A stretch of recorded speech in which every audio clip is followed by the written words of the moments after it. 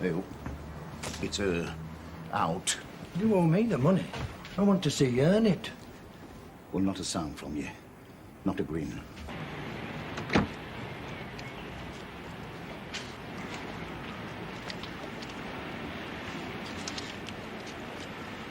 Davis to Hartley. She's arrived. Come in and sit down. You know Eddie, don't you? Indeed I do. How are you, Eddie? Not too good. You're looking grand yourself. Listen, I did pop by early, seeing as how you said 'twas important. Now today, do I get to make you a cuppa? Oh, no, dear, no. Sure, this is me on my way to work. Right. Now, Doris, you've got to know my many tales of woe that well over the years, have you not? I have, dear. And you know that some of us, for whatever reason, experience this life only as a veil of tears. I know, Jimmy. I know that Providence has given you the thin end always. Well, I'll tell you what happened. See, I bought a motor. Turned out it was stolen, would you believe? The bogies came round and took it away. It was to be a quick turnaround. I had the buyer lined up. Well, fundamentally, Doris, I was forced to spend the profit before I'd sold the motor. I signed a few checks. Well, you know I've been done for bad checks before. Can you help me? How much is it this time, Jim? I hardly dare tell you. Oh, go on, Jimmy, say it. Face it. I need £800. Would a cheque in the post by Monday suffice? You are no less than my eternal treasure. I mean... Are you all right, Mr. Bass? Aye, just a tickling back of my throat. Too much smoking, I expect. I'll be all right.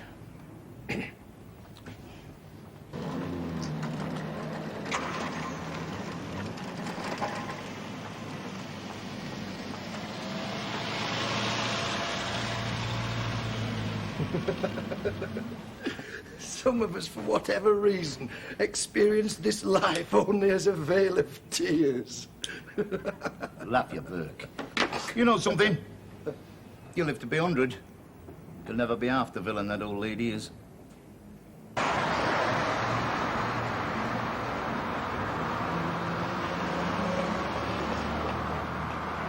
Now, punctuality's her thing.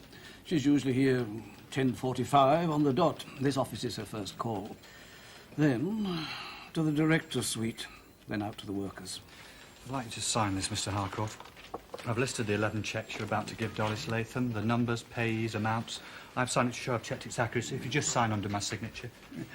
I helped prepare this list. The information about the cheques is quite correct. Would that be... Come in. Hello, Doris. Good morning, gentlemen. Is it 2 teas with? No sugar today. I'm going back on saccharin again.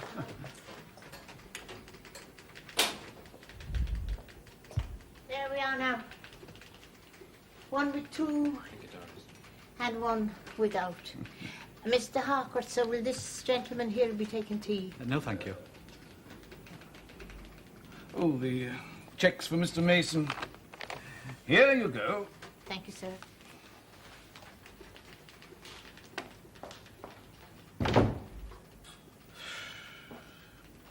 Give her 5 minutes.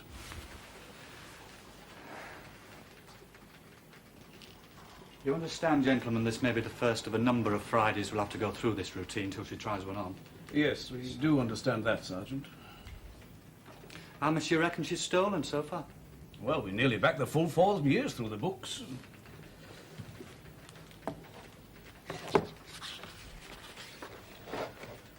It is a fortune.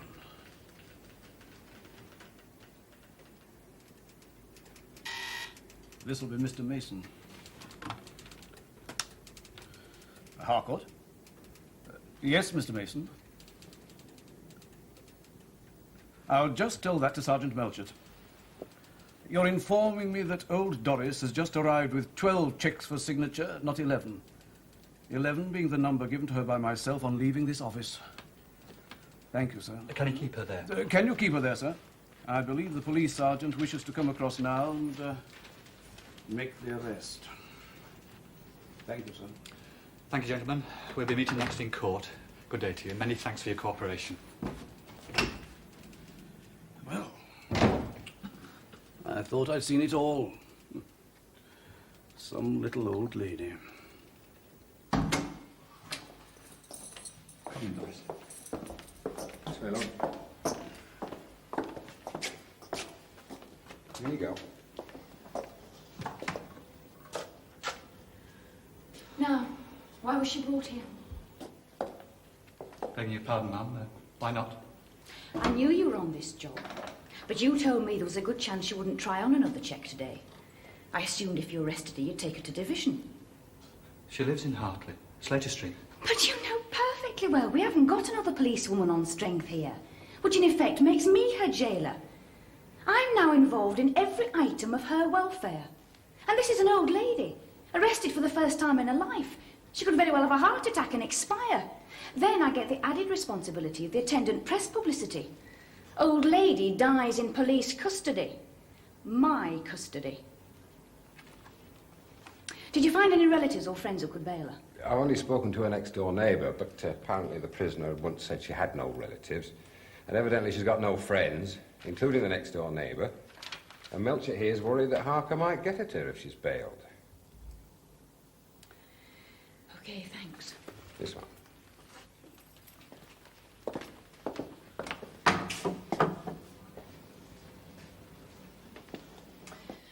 All right, I'm now involved. How did it work? In the last 4.5 years, she's been one of 3 tea ladies at Doe Electric. Over that time, every Friday morning, after she served teas to company cashier, she crosses yard to director's suite in separate office block to serve them teas. Yeah. Cashier says it was about 4 years ago. He started asking to take all his cheques for signature across with her to director's suite. Okay. She stole some chequebooks. Once every month or so, she'd type out an extra cheque for this boyfriend of hers and slip it into the pile. Now, the director, with a pile of cheques which he thinks have just come fully scrutinised by the company cashier, just signs it, and it's posted off with all the other cheques. Did you say boyfriend? Jimmy Harker's her boyfriend? What proof of Harker's involvement? Oh, nothing we can prove. Ma'am, Detective Chief Inspector Logan's on the way. He knows the state of the evidence so far. How much did she steal? Well, they're not completely traced back through the full 4 years in the books. The figure so far is £31,000. What? Oh, and there's a final complication. Although we're sure the money ended up in Jimmy Harker's pocket, cheques weren't made out to him. Who? Arthur Hill. Do we know that name? No, there's nothing on computer records or with Accolata. Doris, is it? It is, ma'am. I'm Inspector Darby. Oh, I read it in the local paper that all these men have got a woman in charge.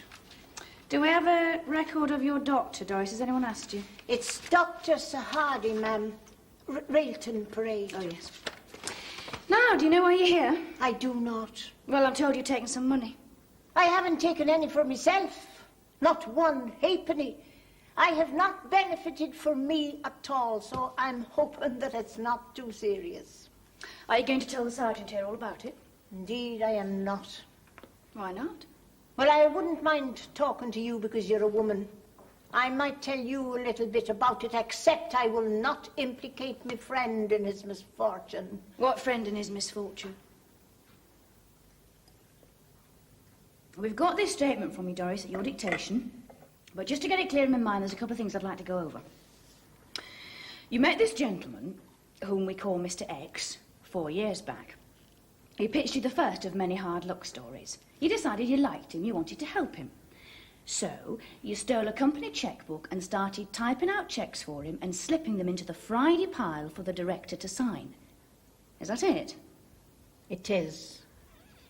Now, it's important, Doris, for you, when you get to court, to tell us whose idea it was to steal the checkbooks and cheat. Now, did your fellow friend think up the idea? Oh, no. I admit 'twas I worked it out. And that's really the only bad thing I've done on this. Can you explain what you mean by saying it's the only bad thing you've done? Well, I told you. I didn't keep any of the money for myself. It were all given away. Doris, how much do you think's involved? How much of Doe Electric's money did you pass to Mr. X? I don't know. Can't you give us a guess? Well, to be honest, it must have been several £100. Doris, the company accountants have gone back nearly 4 years, and what do you think they say it comes to? I have no idea. £31,000. Never. Yes. Oh, that's not true. It is true. That much? Yes, you're in serious trouble, love. But I never took a penny for myself, excepting perhaps the odd £5 that's a gift to the orphans. What does that mean? What odd £5? What orphans? Well, sometimes when I would see this Mr. X, he would want to say thank you to me for saving his life, as it were. And he would give me perhaps a £5 or a £10 for the orphanage. You'd give him several hundred, and he'd give you £5 back. He would. What orphanage? St. Kilda's. The children in care home? Well, that used to be an orphanage. And I would just take the £5 that he'd give me, and I'd knock on the door, and I would say, there you are, there's £5 there for comforts for the kiddies. And I never took a penny for myself. It was all given away to him and to the orphans. Now, come on. There's no point in just upsetting yourself, love. Well, you see, I was an orphan myself, brought up in an institution, all hymns and cleanliness and no love. I know what it would be like to go through life with no one to love and no friends at all. Well, you just lost a few friends. The directors and shareholders of Doe Electric. I suggest you start to consider whether you're going to tell us who this Mr. X is. Or it looks like you're going to carry all the blame for him as well. Come here. Hello, Jean. Sam.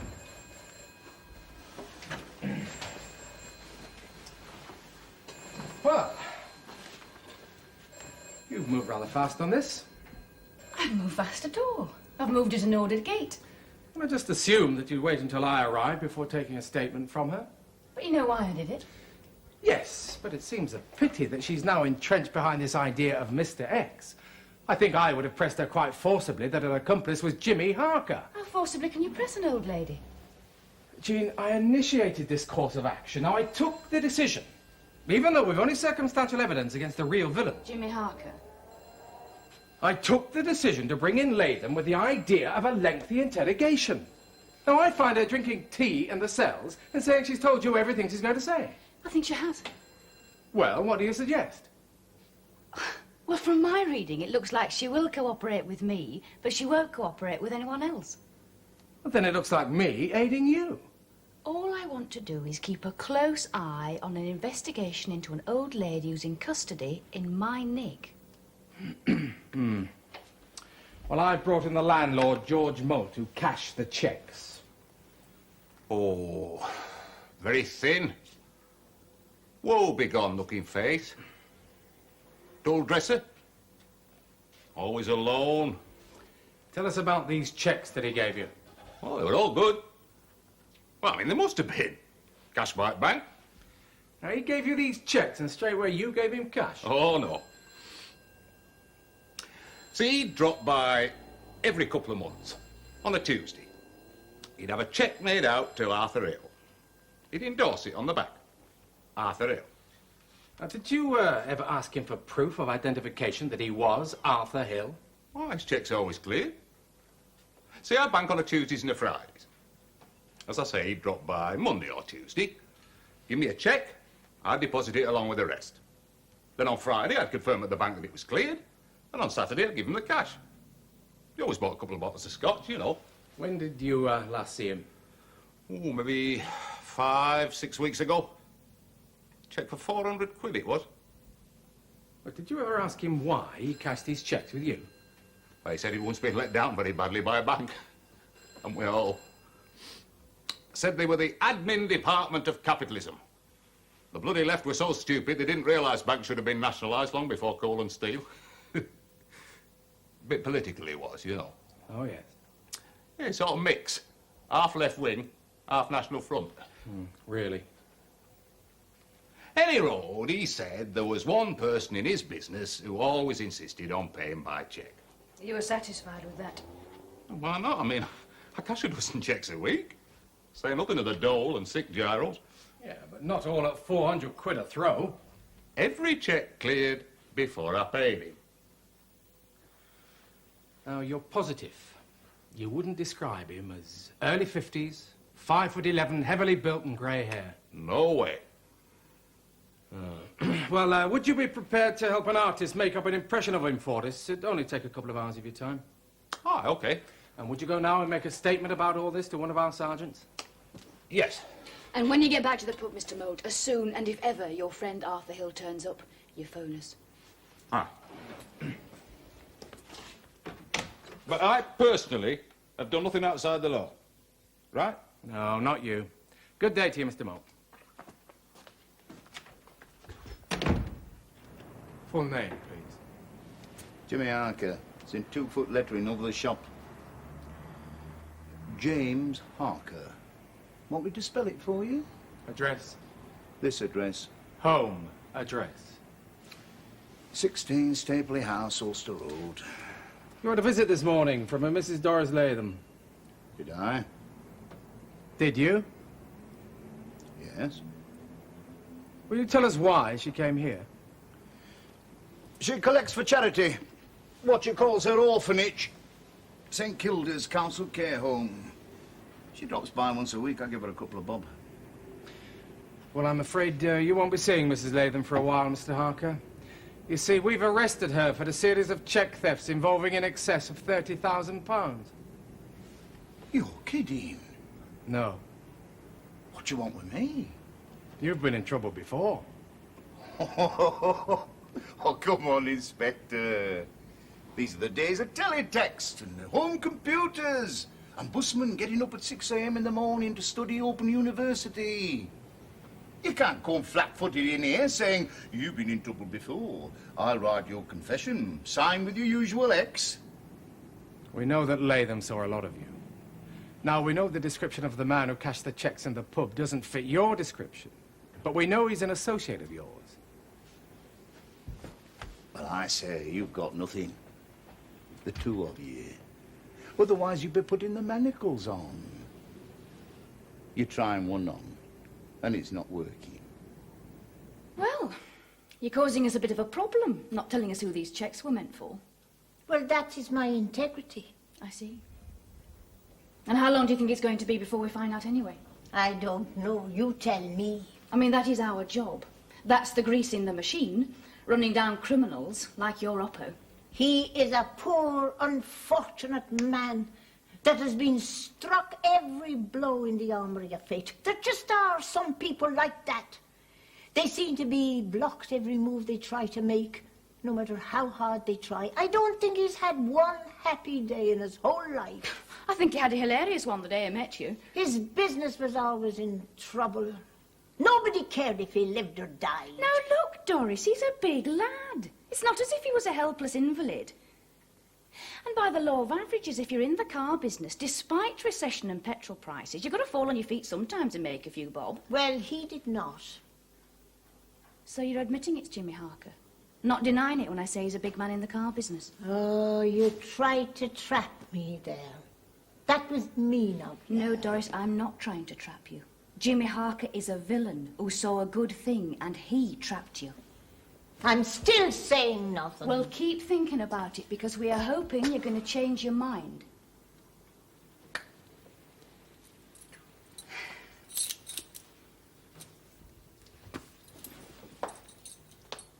Listen, missus, there's something very important, and I hardly dare to mention it. But it has me worried sick. Yes. I told your sergeant that I lived alone, and I don't. There's me cat, Billy. It must be gone 4 o'clock, and I'm worried. I'm always at home by now to give him his tin. What with me being in here, what am I going to do about it? He's an old cat, missus. He could be ill if I don't turn up. You live in Slater Street, yeah? I do. Have we got your house key? You have. I'll send the sergeant in with a note for you to sign that you've requested us to go into your house and feed your cat. Ah, you'll do it. Yes. The tins are in the low-down cupboard. When'll he be fed? I'll sort that out in the next couple of hours. Will that be all right? Oh, indeed it will, and thank you very much. And are you going to think about telling us about Jimmy Harker? No, dear.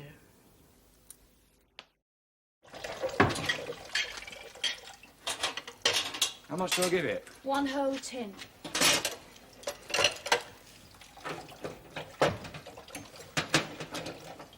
How did you get involved in this? Jim Logan and his CID put the old girl in my cells without by my leave. So I became involved in their case. He's not well pleased. No. Not surprised. He's a bit of a male chauvinist as well, so he's double choked.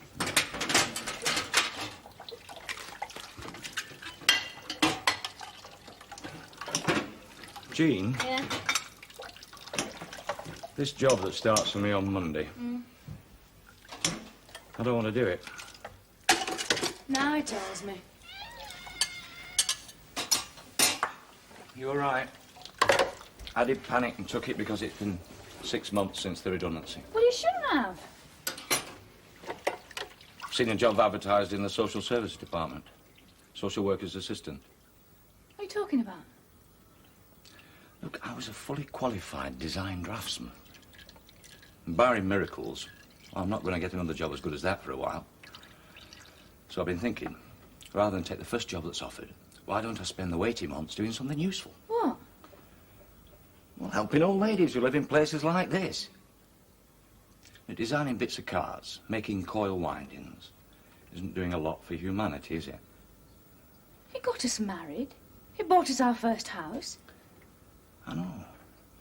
Well, that happens to mean a lot to me.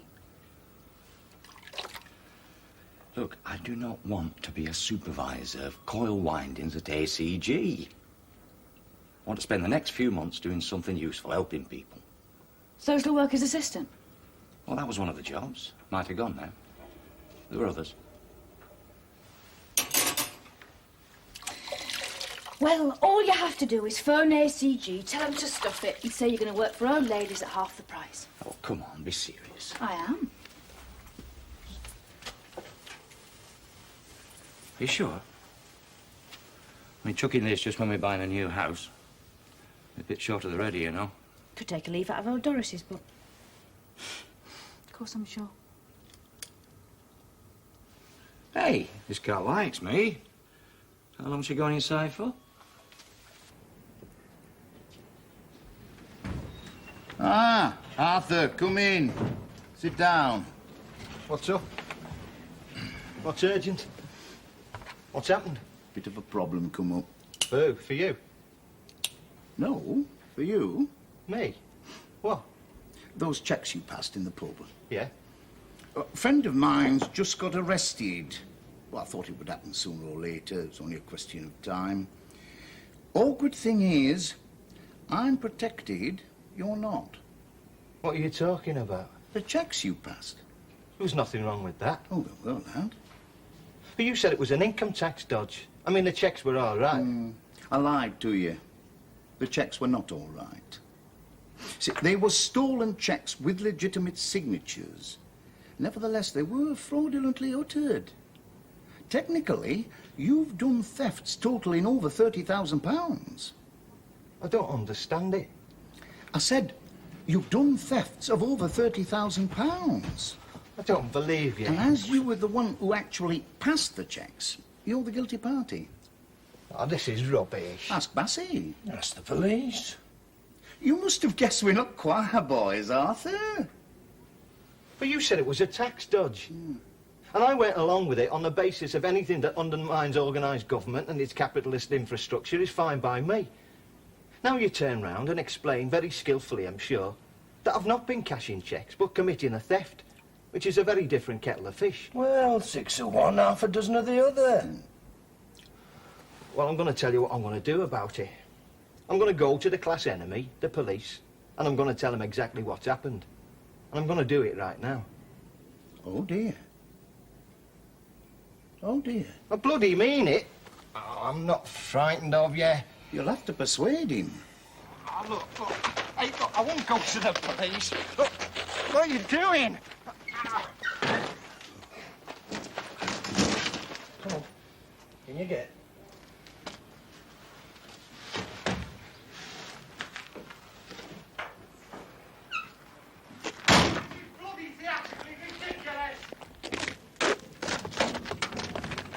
I won't be intimidated, you know.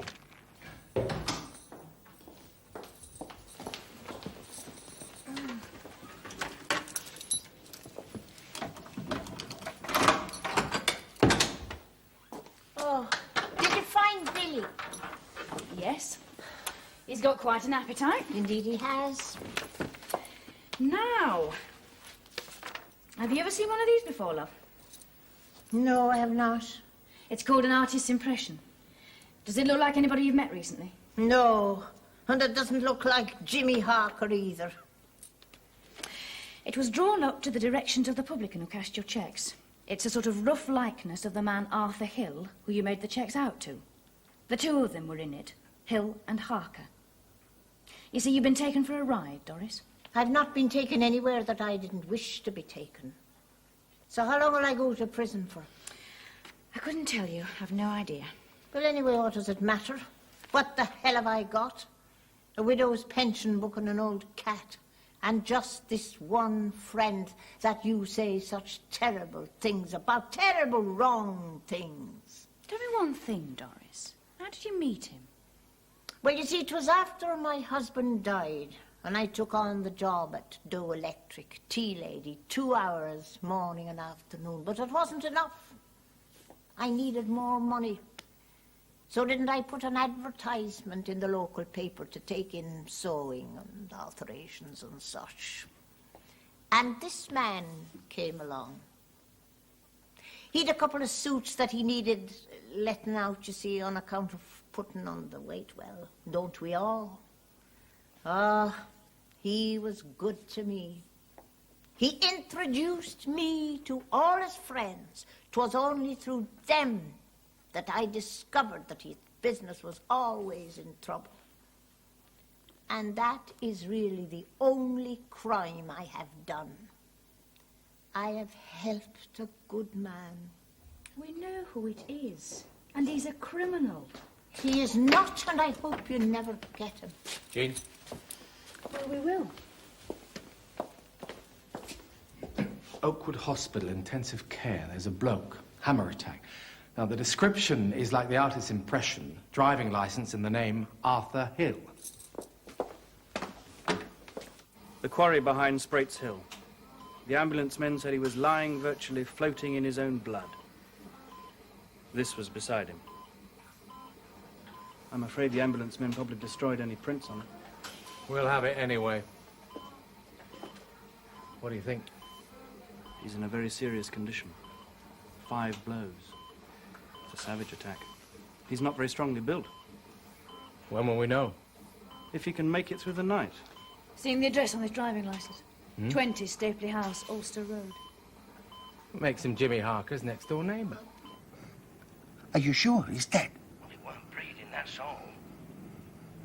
Christ. Don't come here.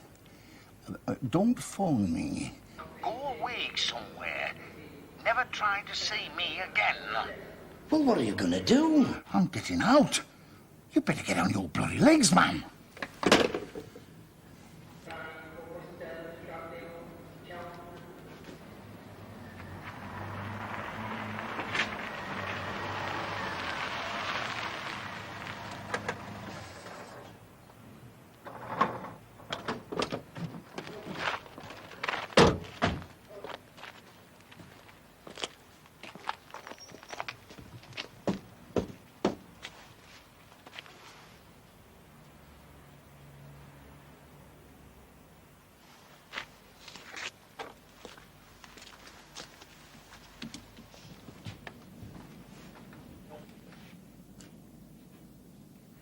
got out so fast, he didn't lock up.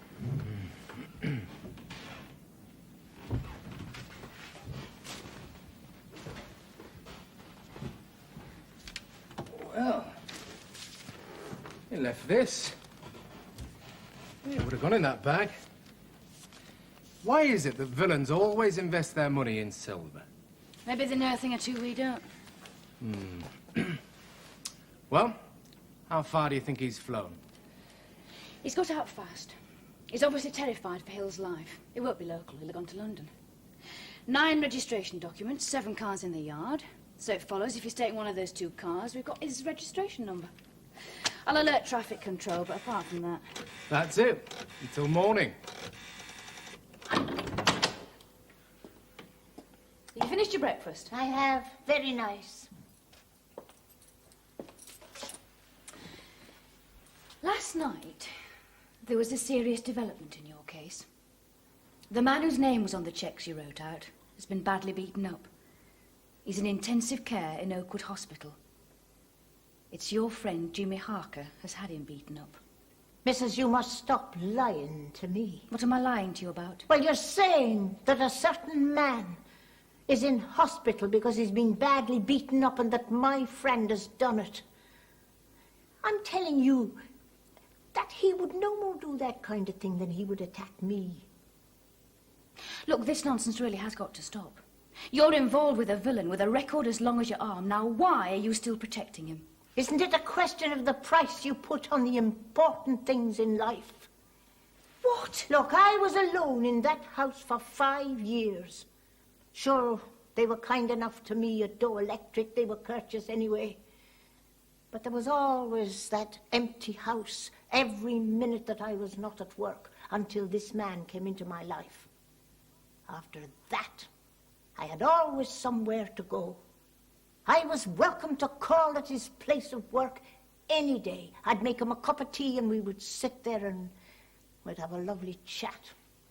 We would talk about the good old and the bad old days. He told me that his father and his grandfather, the both of them, worked up there at Pharaoh's Mill on the hill. And he can remember his daddy crying the day that the mill closed down. Imagine that. A grown man crying. What are you saying, And Doris? you are trying to tell me that this great friend of mine is a criminal. You want me to stand up in a court of law and betray him? I can't do that. I don't care what you say he's done. He is my one and only friend. And I love him.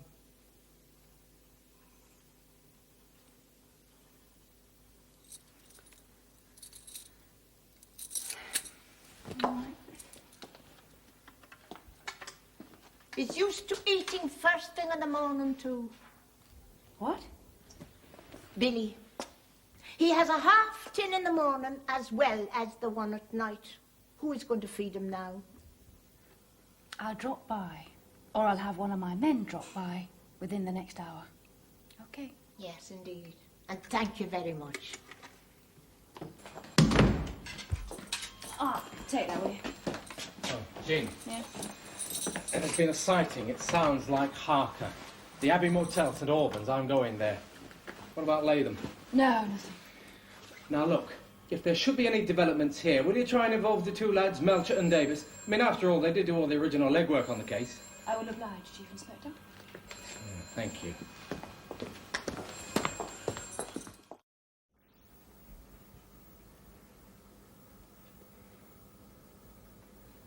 Somebody's already fed you, darling.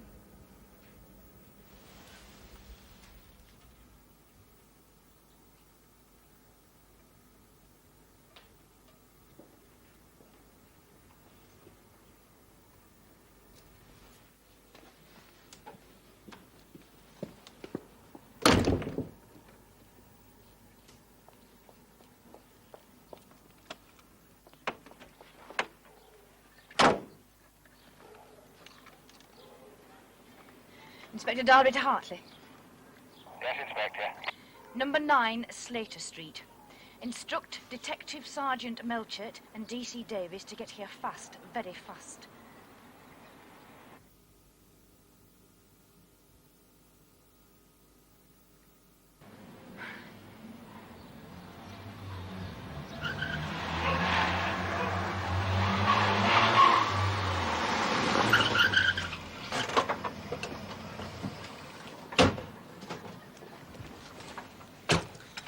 think Harker's in there.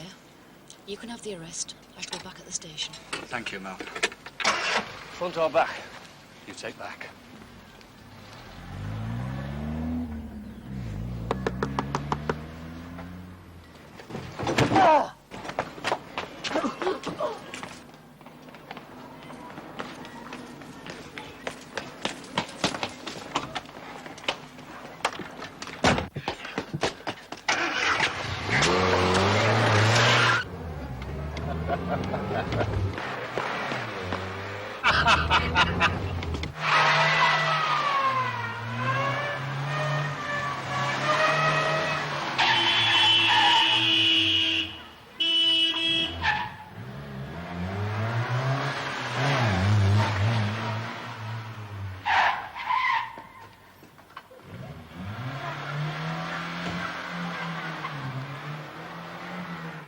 Any mobile handy for Hartley Bypass, going north of Junction Road?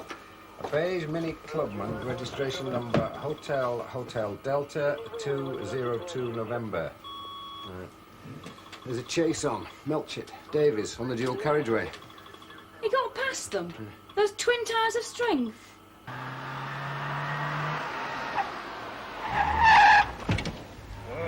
Hey, where's he going now?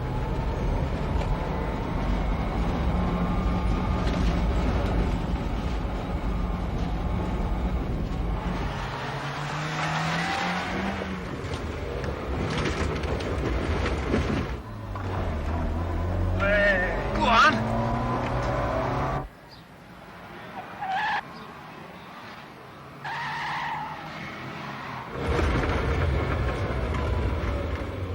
Christ, where's he going?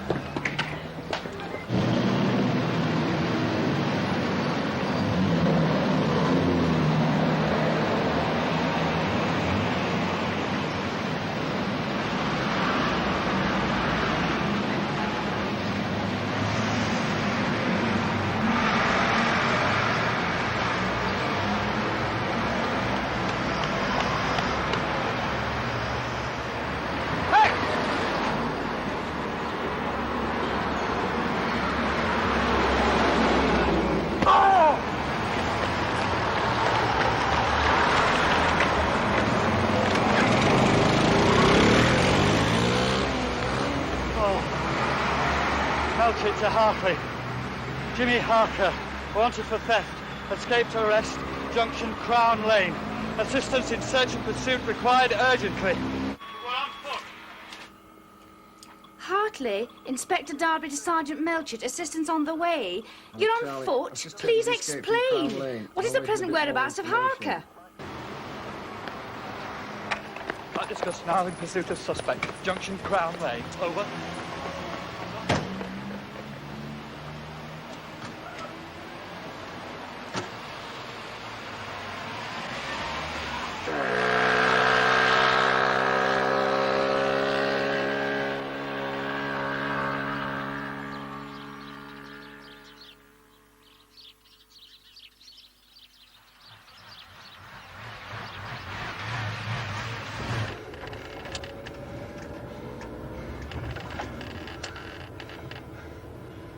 Can you make it a bit faster, Vicar?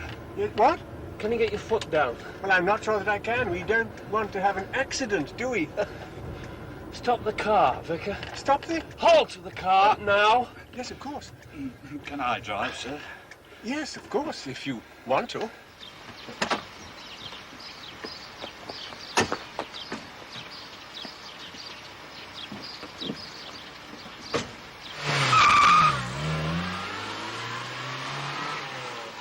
Davies to Hartley.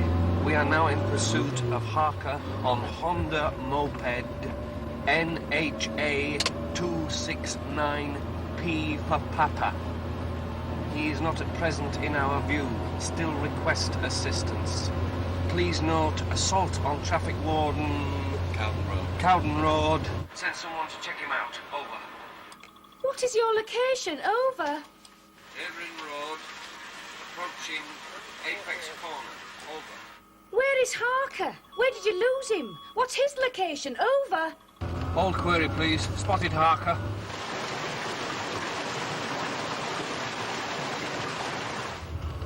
Hell's bells. Where is he going? Come on. All right.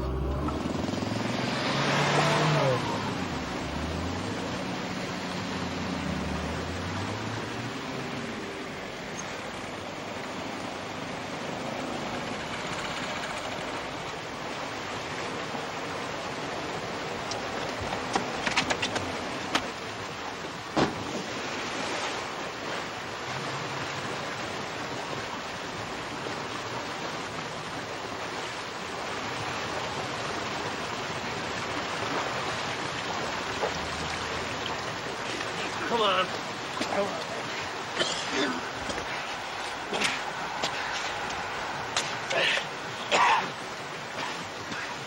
Davis to Hartley. We've got him. We have, Harker. No assistance required from patrol. My heroes. We've just arrested Jimmy Harker. You have. Now we've got him, are you prepared to make a statement about his involvement? I might as well tell you, love, we don't need a statement from you. Apparently he's talking like a blethering parrot. The assault on Arthur Hill was carried out by one Edward Bass. Do you know him? Hill's recovering, you might be pleased to hear. Are you sure you wouldn't like to get in your side of the story? No, dear. Loyal to the end, eh? It isn't loyalty. It's principles. I'll get your 11, sis. But the sergeant was telling me that I'll be going to court on Monday morning. What'll happen there? There'll be charges laid, and then you'll be remanded to one of the nearest prisons. That's what I thought. I was wondering, would it not be possible for me to be sent back here after the court to await me trial? Well, that's up to the court to decide. Because apart from sitting here with me burden of guilt, I have really quite enjoyed the company. We've quite enjoyed having you, Doris.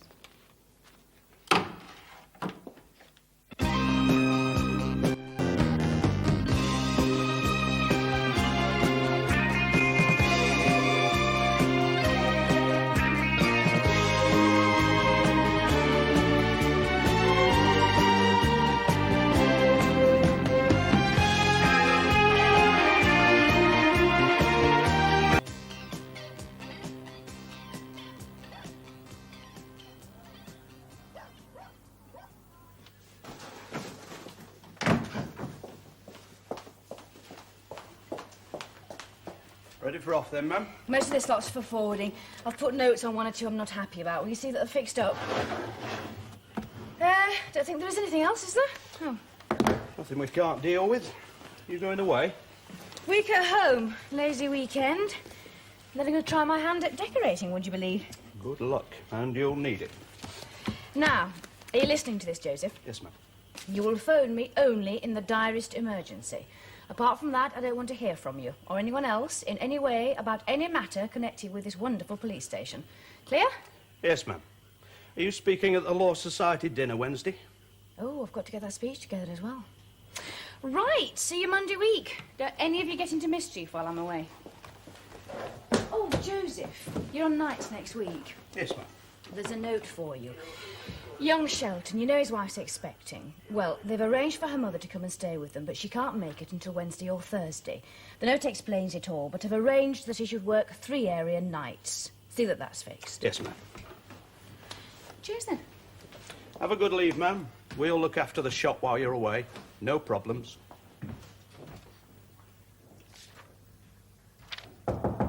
Come in.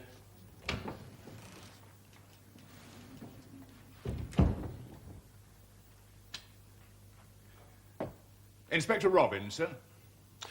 Yes, sir. Welcome to division. Oh, thank you, sir. Now, take off your hat, sit down. We don't stand on ceremony out here. You'll find it a bit different from police college. Right. You're with us a week before you go off to this staff job, that right? Yes, sir. Well, I won't be giving you a shift of your own. You'll act as relief. That way you'll give as many of the lads as possible the benefit of your experience. I'd be delighted to act in a relief capacity, sir. Very interesting to take over an established regiment for a week. Well, I want you to cover Hartley. The usual inspector, Inspector Darble, is on leave. It's a 24-hour cover station for the inspector, so there are no shifts involved. You know where Hartley is, do you? Driven through it a couple of times, sir. Years ago. Well, you can start straight away. Any problems, you just give me a ring. That won't be necessary, sir. Now, whether you think it's necessary or not, I expect to be kept informed about my subdivisions. I rely on my inspectors for that. Oh, of course, sir.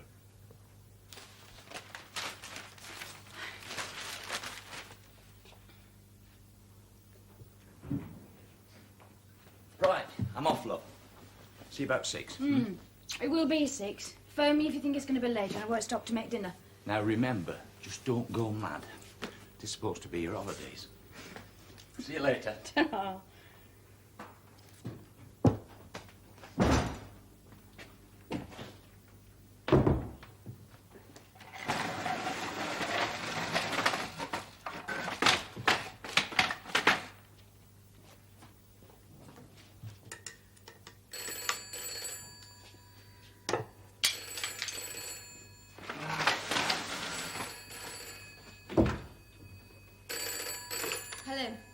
Oh, hello, Mrs. Maudsley. Yes, that's right. I'm having a few days off. Meals on Wheels. That's right. Of course I remember. I did offer to help out if you were stuck, yes. Tomorrow morning. And Wednesday. And Friday morning. Ah, but not Friday. Yes, I'll be glad to help out. No, it's quite all right. I've got nothing arranged. Fine, then. Yes, I'll come round tomorrow for you about 11:30. Don't mention it. No, I'm sure it'll be good for me to get out of the house. Bye-bye. Yeah. Right, Charlie. Tuesday next then, 8 o'clock, that's fine. Look, don't bring that well-skipped pal of yours. Yeah, I know he's your right arm. But if he can't hold his drink, then bloody keep him away from it. How can I play snooker if I feel he's going to throw up all over the bays at any moment? You. Sir? Terminate your call. Yes, sir. Yeah. Gotta go, Charlie. I'm Relief Inspector Robbins. Oh, we've been expecting you, sir. Name? Sergeant Parrish. That wasn't the truth, was it? Sergeant Parrish. You're not expecting me. If you had been expecting me, you would not have been using a police phone for what was clearly a private and disgusting conversation. So you are a liar, Sergeant. Is that clear? Yes, sir. Show me the inspector's office. Yes, sir.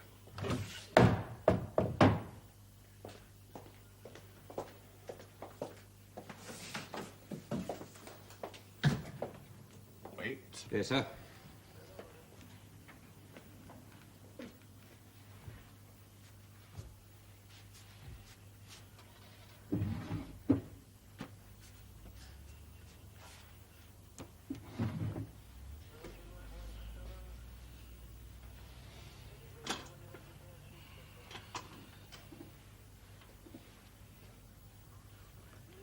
That's Inspector Darbley's basket, sir.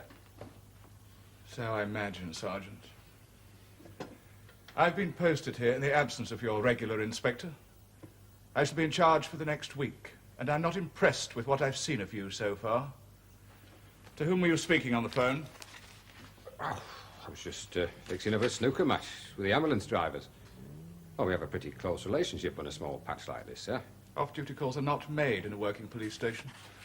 Convey that to the rest of the staff. Yes, sir. I want the parade states and allocation of beats and areas at least half an hour before each parade. Also, let me have a map showing the car areas and beats. I have no use for this. Or for this. There will be no smoking by my staff anywhere in the police station in the public view. Pass that instruction to all staff. You may go. Send in the correspondence for my signature. Sergeant Parrish. Yes, sir. When I give an order, send in the correspondence for my signature, I expect a response. Either yes, sir, or no, sir. Now, which is it? Yes, sir. Oh, good. You may go. Yes, sir.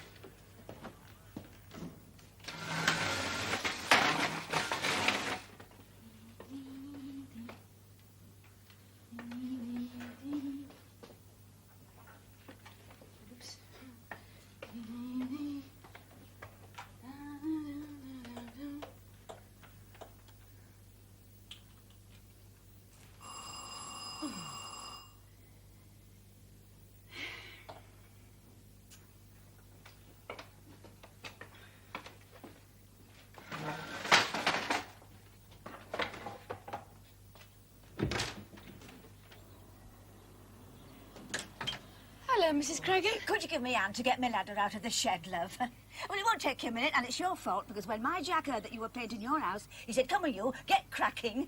You make yourself useful like Mrs. Darbley next door, and see what's clogging up the downpipe. It's flooding the wall. Right, Mrs. Craigan, lead the way. Thanks, love. Sweet. Hey, have you done your deadheads yet? No.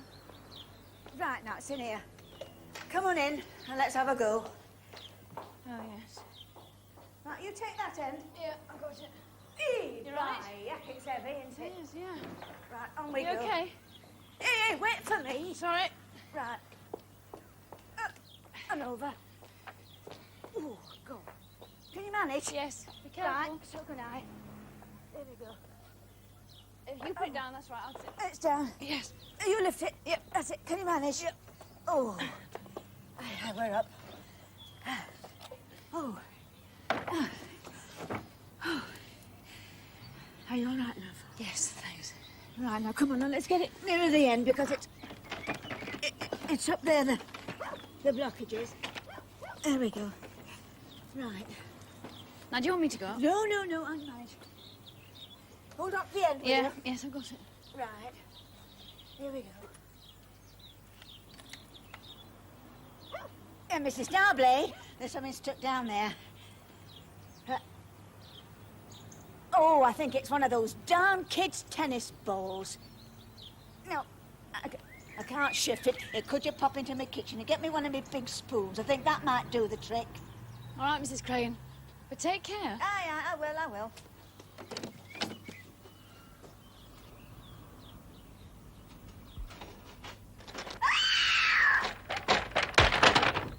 Oh, my God. Oh, Mrs. Craigan. Love, are you all right? Wait a moment. It's all right, love, it's all right. Now lie still, it's all right. I'm going to get the ambulance and some blankets, all right? My leg. Now lie still, it's all My leg right. is broke. It's all right.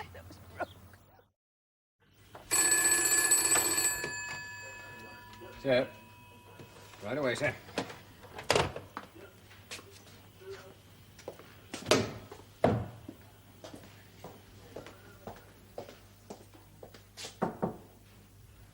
Enter. Ah, Sergeant. I have finished my examination of these papers.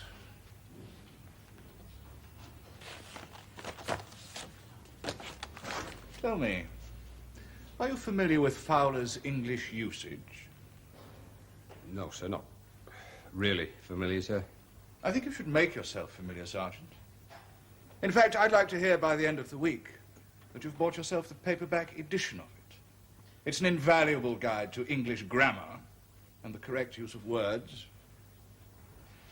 Many of those reports forwarded by you contain basic errors of grammar and phraseology. For example, it is totally incorrect for a police officer, or anyone else for that matter, to say, I was stood on the street corner. It is, I was standing on the street corner, and so on. I think, sir, it's a question of background. Everybody round here says I was stood on the corner and the lads talk, speak the same way. With respect, sir, forced standing orders say that supervising officers should not alter or reject reports because they do not agree with their phraseology, provided the meaning is clear. And I don't think you can fault any reports I forwarded on those grounds. A supervising officer should take every opportunity to improve the standards of those supervised. And sloppy local dialects are to be deplored, particularly when used as an excuse for ignorance. Next, I shall wish to see all the property in our possession and check it against these records. Find it satisfactory, sir? Will I? I hope so.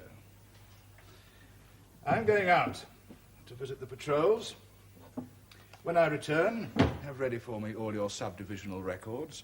Also instruct CID for someone to be in that office at 1400 hours. I shall wish to examine their records also.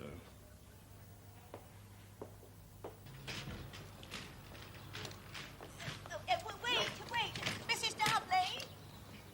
Yes, love? Now, you'll have to look after my Jack while I'm in hospital. Well, you might be all right, love. You may just be badly bruised. No, it's broken. I know it's broken.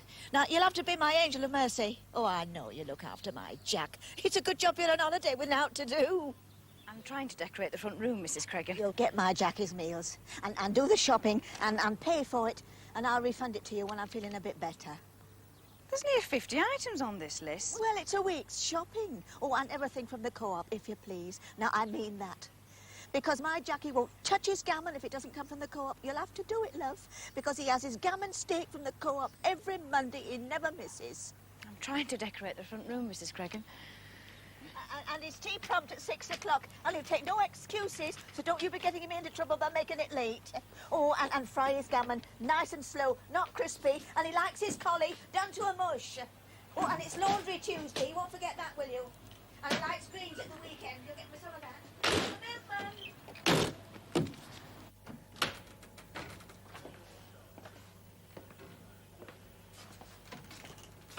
What is it, George? I'll tell you what it is. It's serious. His name's Robbins. Inspector Robbins. His early 30s. Army background, I hear. Fresh out of the college and about 3 weeks outside experience. Well? He's arrived like a ton of bricks. I've never seen anything like it. We've had a relief inspector before. God knows Inspector Darbley to us woman-haters was a bit of a problem until we tamed her. Joe, this is different. This animal is out to get us. Now, I know. He wants me, certainly, and probably the old bloody lot of us on disciplinary proceedings by the end of the week. You? Yes, me. You're not serious. I am. He can't put old bloody section on disciplinary proceedings. He can. And he will. I don't mind myself. I actually mind for Inspector Darbley. When she comes back in a week and she finds maybe 3 or 4 of men facing disciplinary charges, it's a reflection on her. Nobody'd do that. He almost did it to Shelton this morning, and to me. And we're both on last warnings. He means it. Have you telephoned Inspector Darbley about this? Of course not. And I won't. And don't you either. Look, I've come up against people like this before.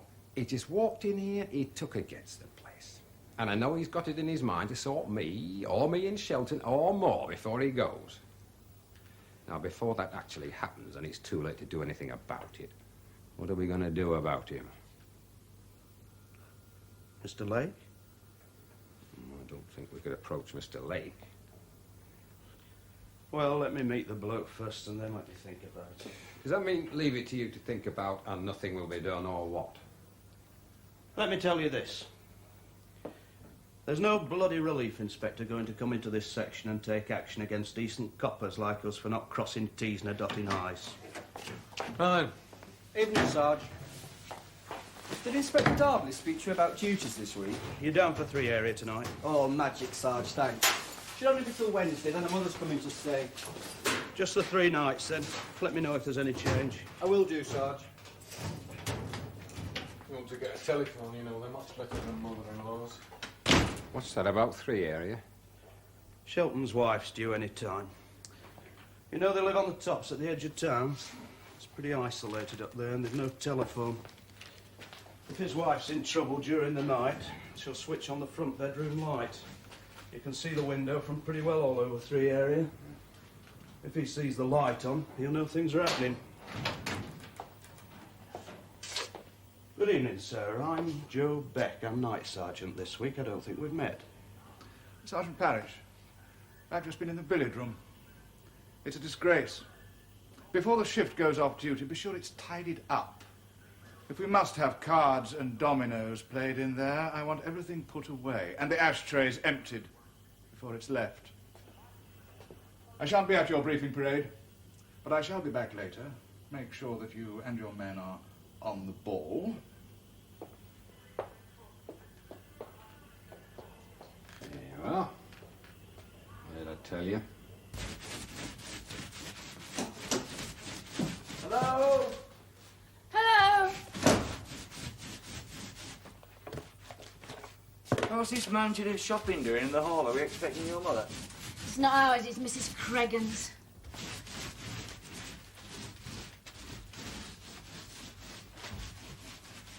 Well, you haven't done much.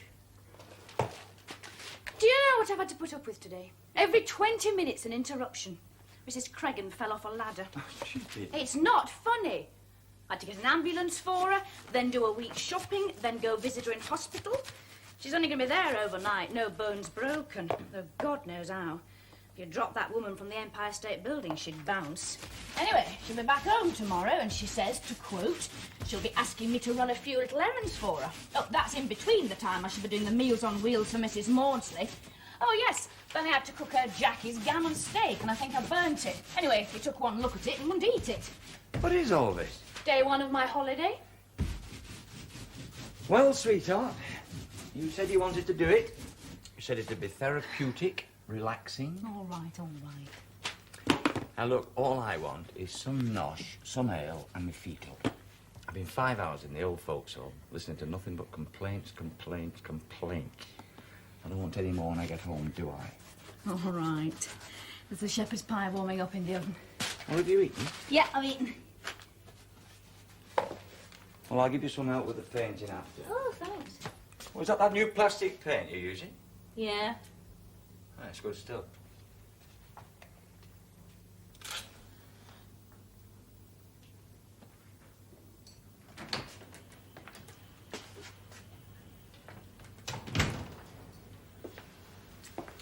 OK. I've just spent the last half hour with him. He's been checking the stationery cupboard. He's had me counting the envelopes. He's a nut, all right. So what do you suggest? We're going to think. Yeah, well, I've done a bit of that myself. Now, I reckon the only thing we can do is to be so on the ball he can't do us for anything. And that is the wrong approach. So what's the right one? Listen. In my long experience... Here we go. Nowhere. In my many years, I've learnt certain things. And one of them is there's always a reason why a bloke goes around behaving like a martinet, bawling out the odds, trying to make himself out bigger and better than anybody else. There's always a reason. And the reason is very often a weakness. Like he's a closet alcoholic. Or he likes ladies' clothes. And when you can find that out, you've got him. Wally, it's Joe Beck. Yes, I know the time. I expect you've just gone to bed. Now, quiet and listen. Personal records at headquarters, that's down to you, Wal.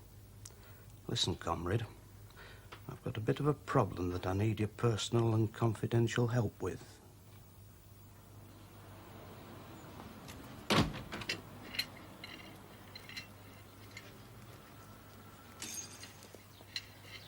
Laundry at 2 o'clock, Mrs. Darbley. Don't forget. No, Mrs. Cregan. And you'll have to let the doctor in at 2. You said that. Well, don't forget. No, Mrs. Cregan. Oh, and milk for the cat.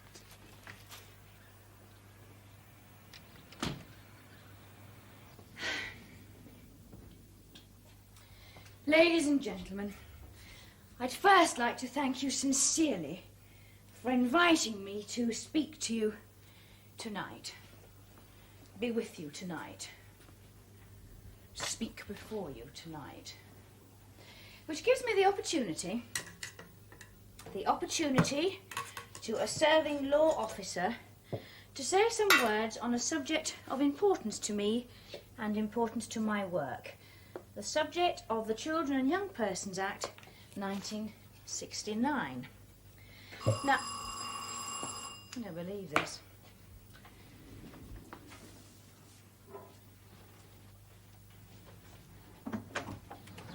Morning, Mum. George, what brings you here? Some expenses for you. Just thought as I was passing, I'd drop them in. That's very kind of you, George. Pleasure, Mum.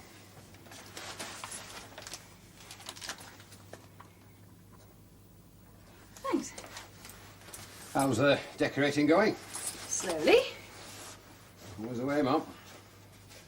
Better come in, George. See if you approve of my do-it-yourself efforts. Thank you, Mum.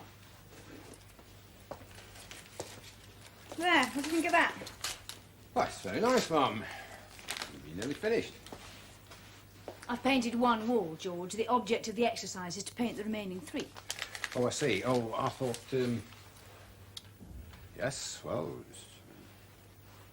What's the matter, George? Is everything okay? of course, Mum. Oh, come off it. You didn't drop in here just to pay me my expenses and admire the paintwork. What's the trouble? Well, Mum, this relief inspector, Robbins, he's upsetting things a bit.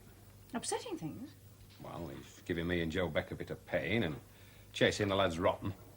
It's difficult, you know. I mean, we sympathise with the lads, but we can't let them see it or things will really get out of hand. If he goes on, one of the lads is really going to step out of line. They'll only stand so much. What is all this? I hear there's a move afoot for the lads to send a deputation to Mr. Lake. Now, you put a stop to that. Well, you know what a close lot they are here. You kick one and they all limp. See, this Robbins... You mean Inspector Robbins? Yes, Mum. Sorry, Inspector Robbins. He's totally unreasonable, supercilious and nitpicking. Now, I'm just worried you're going to come back and find maybe 2 or 3 of us facing disciplinary proceedings.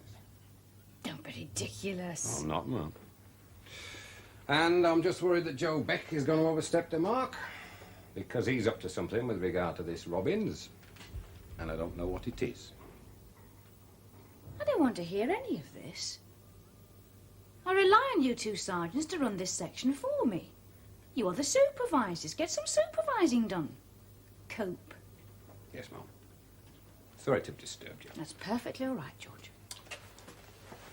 Oh, since you're here, perhaps you give me a hand to shift this lot out of the way. I don't know, I've been going around making discreet and confidential inquiries on your part, and on top of that, why am I buying you a drink?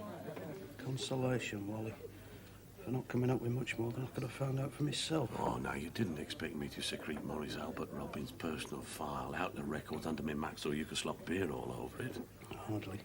And I don't want to get back to the personnel department. Any crumb of information you might obtain came from a discreet headquarters sergeant like me. You must have changed.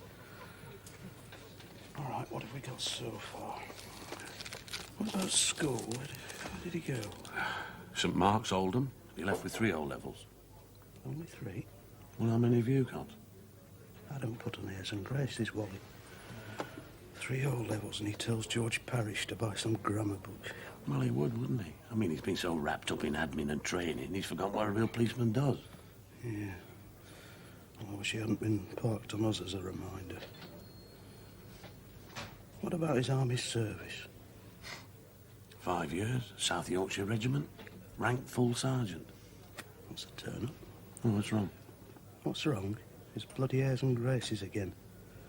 You'd expect him to be a short-term commissioned officer, not some loudmouth sergeant. So? Oh, I don't know.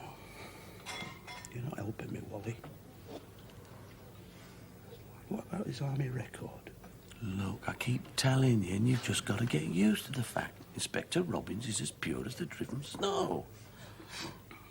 Even if he does get up my nose. What about his army record?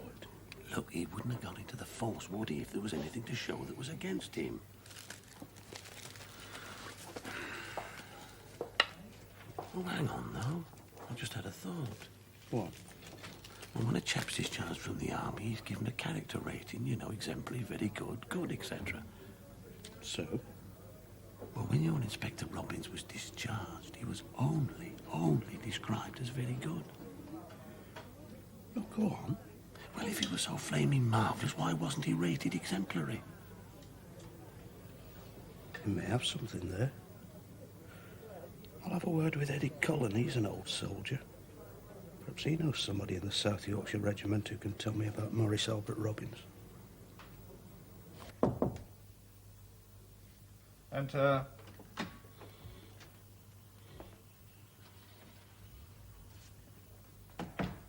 You wanted to see me, sir? Yes, Sergeant. I've been checking the parade states and disposition sheets. You'll see I've made some changes. I notice this is the third night in succession that Police Constable Shelton has been allocated 3 area. Now you know, Sergeant, or you ought to know, that it's bad policing and bad supervision to put the same man on the same area repeatedly. It can lead to slackness, or even worse. I've transferred Shelton to foot patrol in the town centre. About Shelton, sir, I don't know whether you know, but his wife's expecting a baby and it's due any minute now, and Inspector Darbley left instructions... Inspector Darbley is on leave. I'm in charge of this station. You will follow my instructions without question or argument. Is that clear? Constable Shelton will patrol the town centre on foot. That is all, Sergeant. Yes, sir. 7189. Sarge? You're on 2 and 3 areas. I'll give you a call later. There's a couple of pubs up there due a visit at closing time. I'll arrange a meet with you. And keep an eye on that vulnerable property on the edge of 3 area. Any lights or unusual activity, give us a call. You know the drill. Sarge, I'll keep an eye on it. Anything else, sir? No. I'll fall them out. Right, fall out.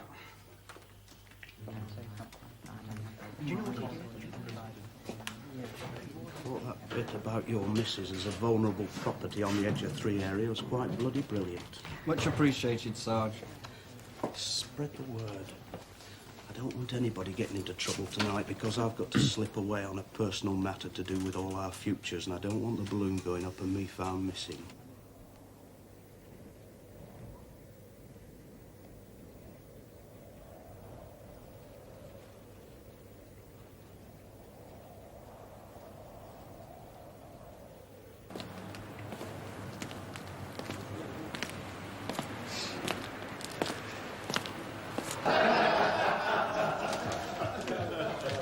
Seriously, this is a problem which we all face, ladies and gentlemen.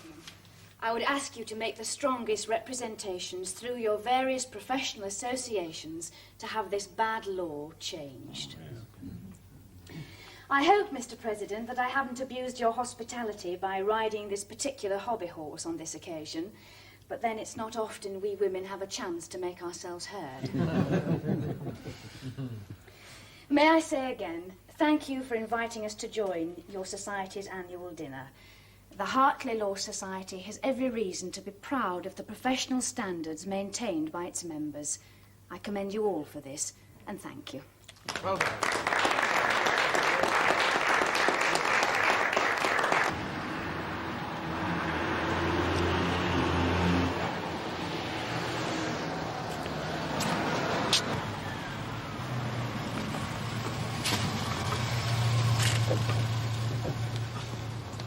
What's up then? The light's gone on in your house. Come on, get in.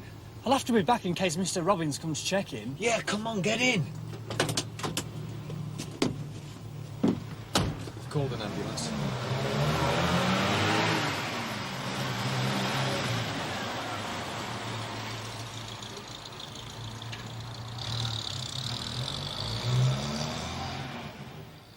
I hope everything's okay, Roland. If we run into any of the bosses, we're right up the creek. Hartley to 7189. You're stuck with me now. Answer the man. 7189 to Hartley. 7189. Go to the co-op on Ridgeway Road. Mrs. Dodsworthy of 79 The Rise thinks she saw a torch flashing in the shop. Investigate and report. Will do, Sarge. 7189 out.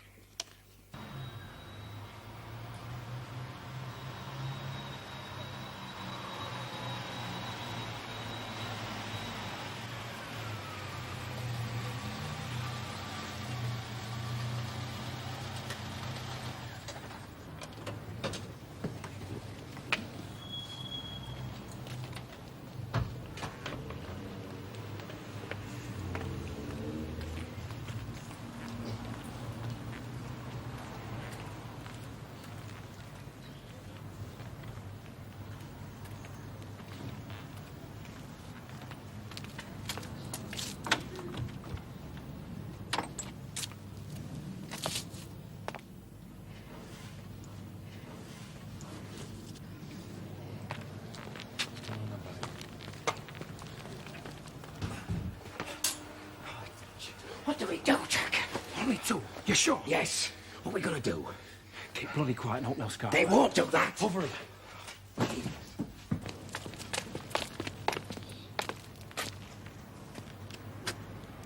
What about the front of the shop, eh? I told you. Front door's deadlocked. I checked it yesterday. Then we're bloody trapped, aren't we? 2 against 2. You've got to be joking. Oh, no, come on, Jack.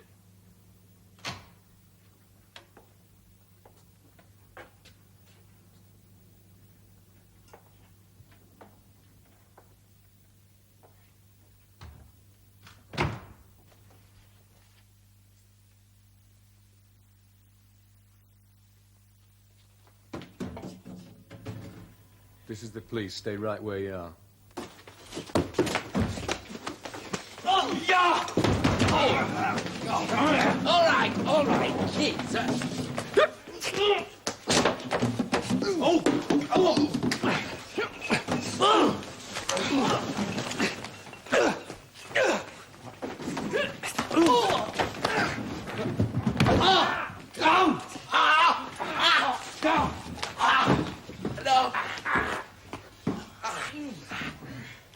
Recognise these two, do you? Richard's brothers. Aye, well known and well wanted. Yeah. Bye-bye.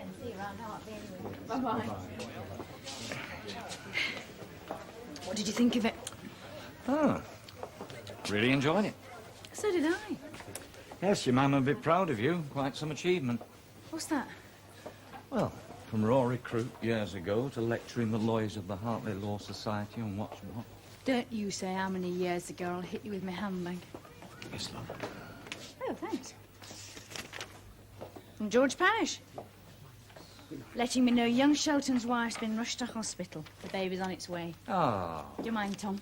What, home by way of the office? You read me like a book. Joseph should be on tonight. What's George Parish doing on duty? Right, thanks. CID on their way. What a good do. The brothers know they're bang to rights. And now one of our heroes here is about to produce another example of his virility and aggression. Yes? Hartley Cottage Hospital. Hang on. It's for you, lad. Constable Ian Shelton speaking. I see. Well, thank you very much. Is she okay? Yeah. Will you please give him a love? Got a son. Oh, John, congratulations. Is she all right? Did they say how much she weighed? Excuse me, I'm a bit overcome. I'd like to go somewhere private. Do you mind? No, of course not. Go on. Hey up. I want to be alone, eh? Well, he's a dad. I know how he feels. It'll be like winning the pools tonight and losing the cheque tomorrow. I think that's how cute a girl. Cheerio, everybody. Terrific job getting the Richards brothers top marks. Good night, George. Good night, Mum. Night, Tom. Good night. Good night, ma'am. Night, Mr. Dudley. Good night. Keep up the good work, Roland. Right, let's get on with this report then. What about Shelton? Oh, give him half an hour with his thoughts. There is a time when a man needs to be alone with himself. Shelton, the man. We arrived at the Ridgeway Road premises of the Hartley Cooperative. We made our way round to the rear entrance. Where's Constable Shelton? Locker room, sir. He's just learned by phone that he's the father of a baby boy. And I'm pleased to inform you, sir, that Bentley here and Shelton have caught a well-known pair of local villains. Bentley, I'm taking disciplinary proceedings against you and Police Constable Shelton for deliberately absenting yourself from your beats. A most serious infringement of orders which I personally witnessed. If I may say in their defence, sir, Bentley, find Shelton and report to my office immediately. Yes, sir. And why are you on duty? Where is Sergeant Beck? He phoned me to come in cover. He has to deal with a very unexpected and urgent family matter, sir.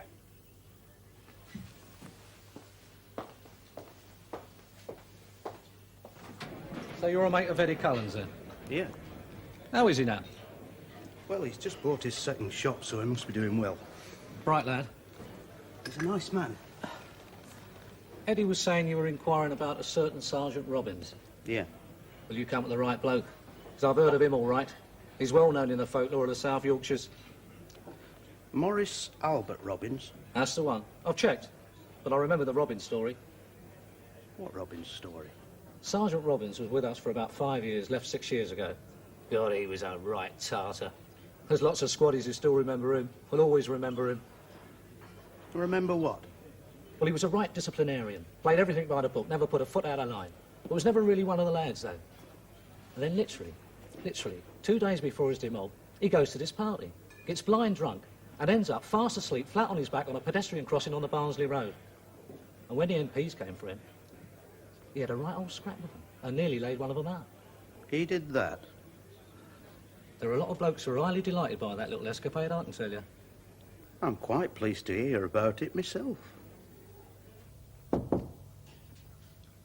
Enter.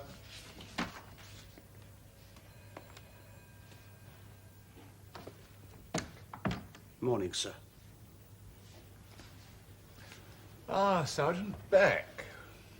A word with you, sir. Concerning your unexpected absence from duty last night, I presume. I hear that you are considering disciplinary proceedings against Constable Shelton and Bentley, and that you intend to put these into effect this morning. What business is that of yours? Shelton had his first child last night, sir. So I understand. And they also caught the Richards brothers. Yes, I'm aware of that, Sergeant. I wish to make a plea on their behalf before you take official action against them. You're wasting your time, Sergeant. And mine. You may go. No, sir, you will hear me out. Are you disobeying my order? Yes, sir. We all make mistakes from time to time in our lives, sir. To err is human. Leave this office. I was only hearing last night the story of a sergeant in the South Yorkshire Regiment who had an exemplary army career until 2 days before his demob, when, uncharacteristically, he got very drunk and lay down on a pedestrian crossing and then gave aggro to some MPs who came to collect him. It was a story told to me in confidence, and of course will go no further round the force.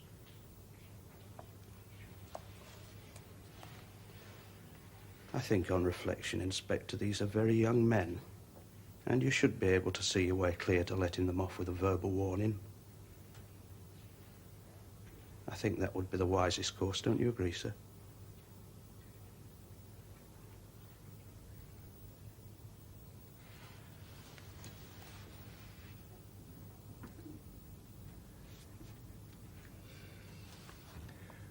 Tell them to report to me at 1100 hours. Thank you, sir.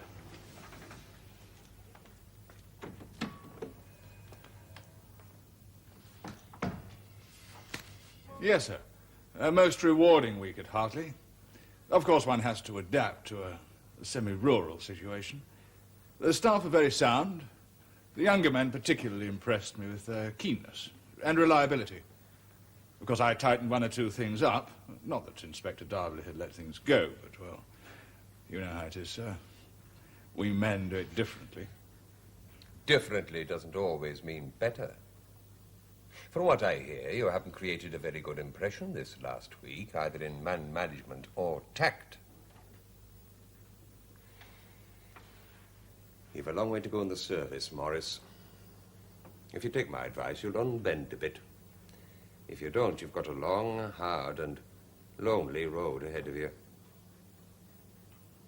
Good luck to you. Thank you, sir. Tom? Finished? Yeah. Mind the door, it's still wet.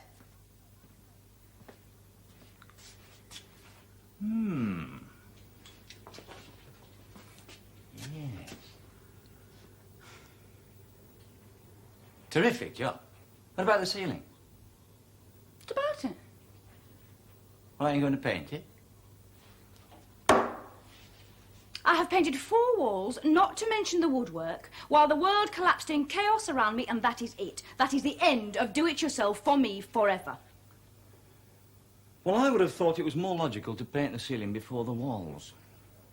And the paint from the ceiling is going to drip onto your newly painted walls, isn't it? Why didn't you mention that before?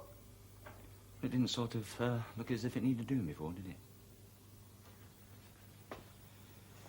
I don't care. What do you mean you don't care? I phoned Joseph Beck's pal, John Oakley, carpenter, decorator. He came round, he looked upstairs, he starts Monday. Oh, yes. What's he going to charge? £75 a room, excluding paint, and after what I've been through, that's cheap. Oh. It's the weekend. I've got 48 hours of leave left. Take me to Blackpool. I hate Blackpool. What do you mean you hate Blackpool? I hate Blackpool, but compared to what I've been through in the past 5 days, Blackpool is suddenly heaven. Right? All right. Right. You pack your toothbrush, I'll phone a hotel. Now. Yes, Inspector.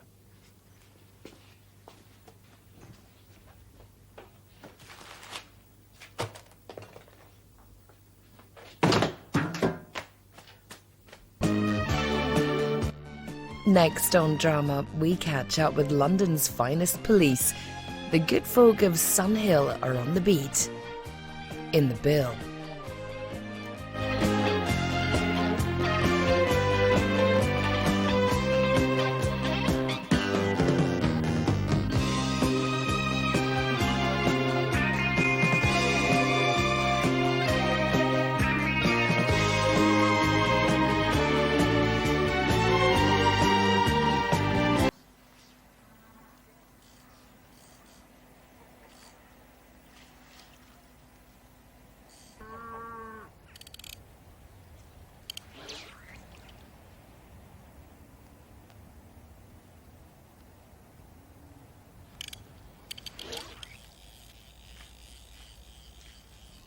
Hey!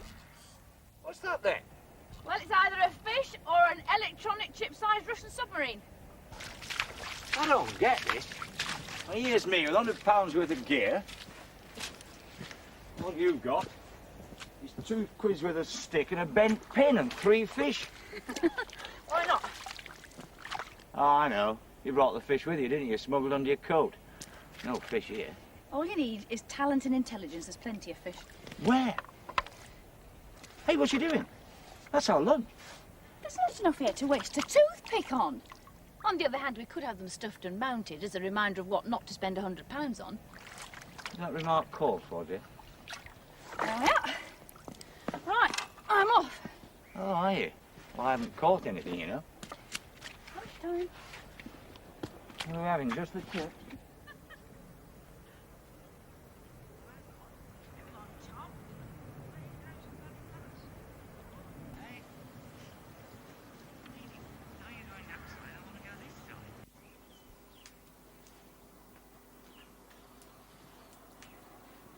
All right, out with it. Oh, with what? Oh, come on, Jean. We've been married long enough for me to recognise the signs. You're storing something up to drop on me from a great height. Is that it? Oh. Let's take Inspector Smedley's cottage for the weekend. Yes, I know it's October, but isn't sheeting rain and sleet lovely at this time of year? And hail. And bring your fishing gear and be totally humiliated. Is it supposed to be me talking? Well, there's got to be some reason you rented this Anderson shelter and brought us here. Really? You've got something on your mind. You want to talk about it. How can I talk about anything with you blathering on? OK, you guessed right. Guess what? I have got something I want to discuss with you. Well, come on, let's hear it then. Oh, Tom. It's about work. Mm-hmm.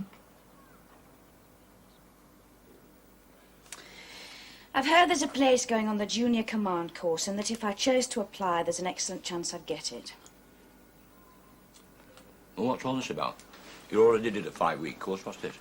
The junior command course is open to an experienced inspector or chief inspector who's a serious contender for promotion.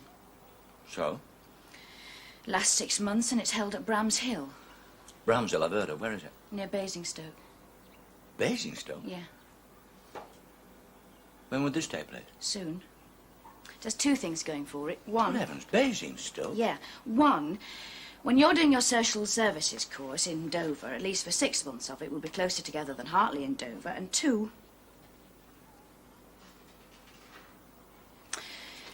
I've temporarily had it up to here with Hallam. How do you mean, had it? He's virtually ruined the job of inspector at Hartley.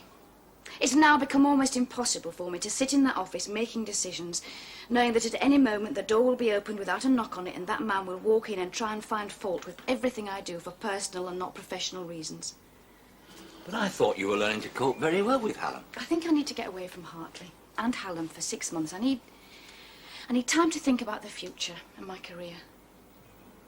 It's not like you to run. Oh, hell's teeth, I am not running, I'm not. All right. So at the end of 6 months, do you get your old job as inspector at Hartley back? It's always down to the chief. If he decides to move me on, then I'm moved and that's it. I don't know whether I believe you're saying all this. Want to get away from Hartley? Time to think. What is this? Why?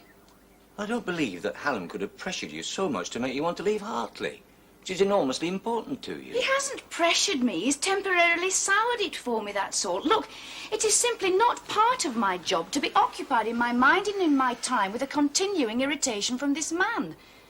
As it stands at the moment, it's a blind alley, and it's realism, not cowardice, to call a halt.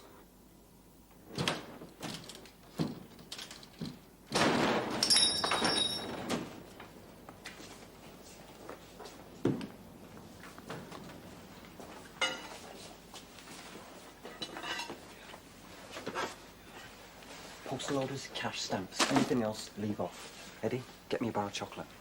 You what? Chocolate, get it. Are you serious? Fetch me some chocolate. I didn't go on this job to fetch you sweets.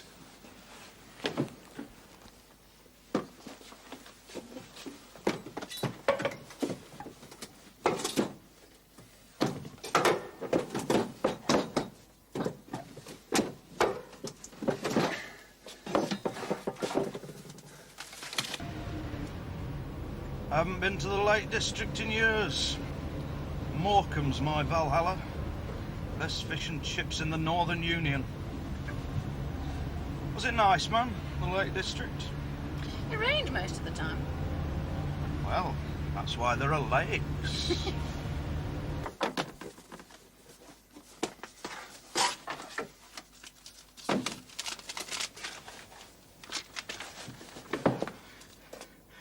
Already my wife is ringing police. If you move, you'll be sorry. You move the slightest bit, I attack. We heard you whispering below. My wife is phoning police this instant. So what's the hammer for? I hit out if any one of you dare move. That's exactly what I need. I need a hammer to bang off these drugs. Hold on. Maybe they have phoned the cops. I'm off. You scare too easily. I don't think it's called cops. Get back! Get back! Come on, get a system! Grab him! Get on with it. Get on.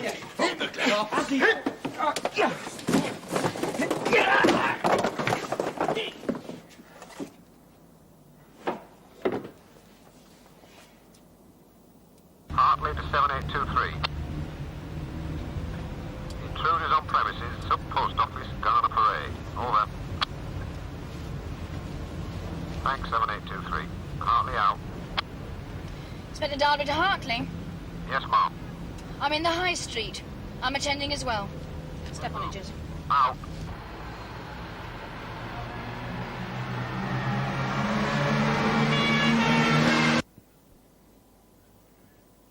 What have we done? Move!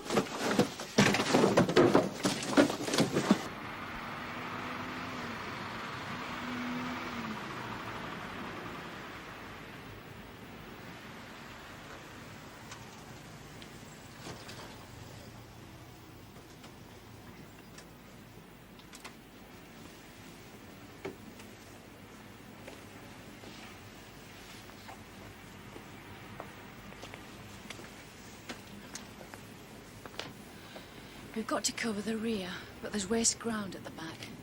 So if they head for the back, there's several directions they could take. My guess is Leggett Street.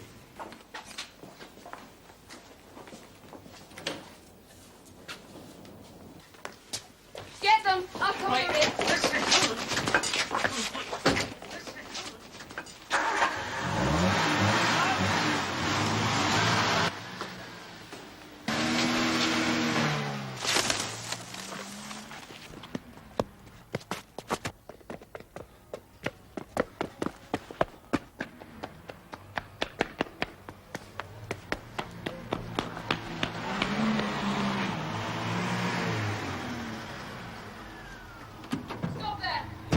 Yeah? Where have you come from? Just taking the dog for a walk.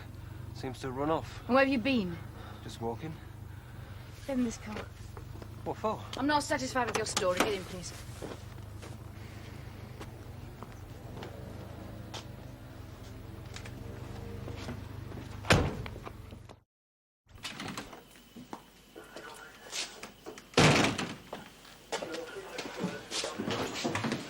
Take them through.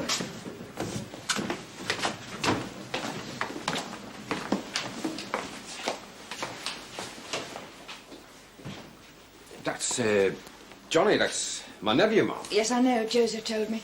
I'm afraid we have to question him, and I'm afraid I can't discuss it with you.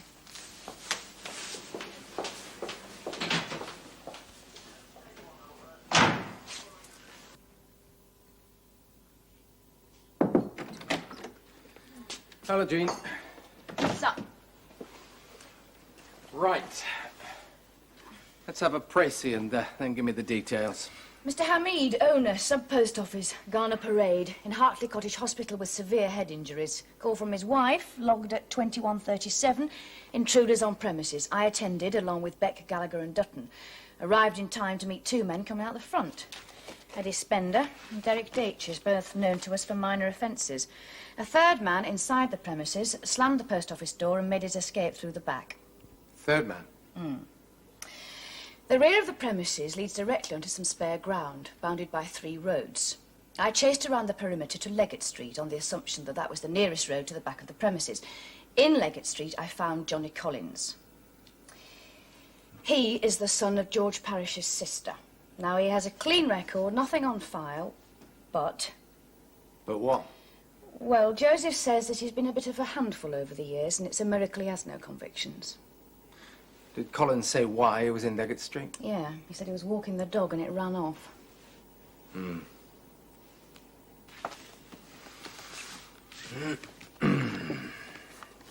Anything else?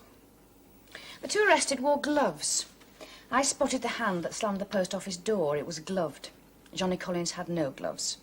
We'll check the spare ground tomorrow and see if a third pair turns up. Has Hamid said nothing? He's still unconscious. What does the hospital say? But he's unlikely to be in any condition to answer questions for some time. Gallagher's still there. Right. Well, I better go along and talk to Collins then. Saw you were here, sir. A cup of tea? Oh, not at the moment. Could you drink that one yourself, Joe? We've got Collins to see. Maybe a cup later. Right, sir. Is George Parrish here? He's off duty, sir. Right.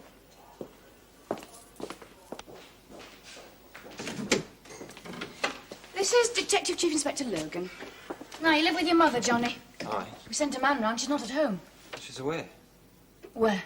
I don't know. She goes off for a few days. A job demonstrating kitchen equipment. Who for? I don't know. Some agency. Look, you've been very charming, I'm sure. And I've said my bit that I know these two, Eddie and Derek. But they're Hartley. And I know a lot of blokes in Hartley. And all it is coincidence. So what the hell am I doing here? You know Derek Datches and Eddie Spender. Now, we were taking a dog for a walk, but it ran away. So you just happened to be walking down Leggett Street, which just happens to be the nearest exit across the waste ground.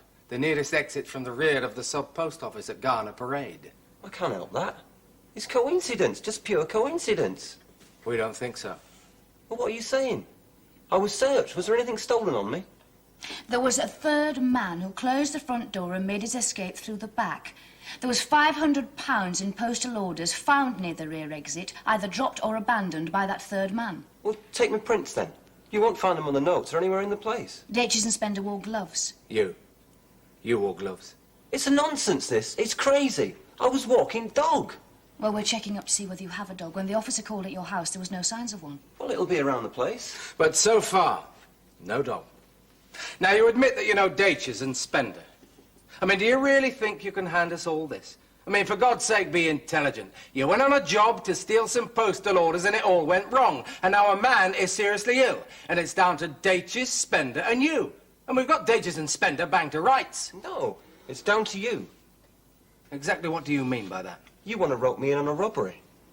OK. I'm saying no more. Except prove it. Joe?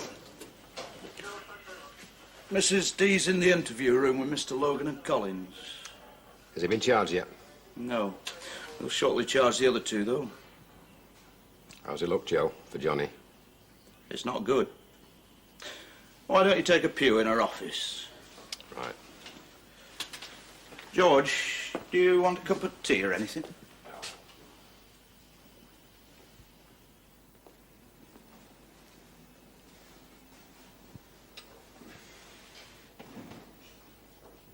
George Parrish is in the office. Right, thanks, Joseph. Hello. Hello, George. Mr. Logan. Thank you for coming back, George. It's a robbery.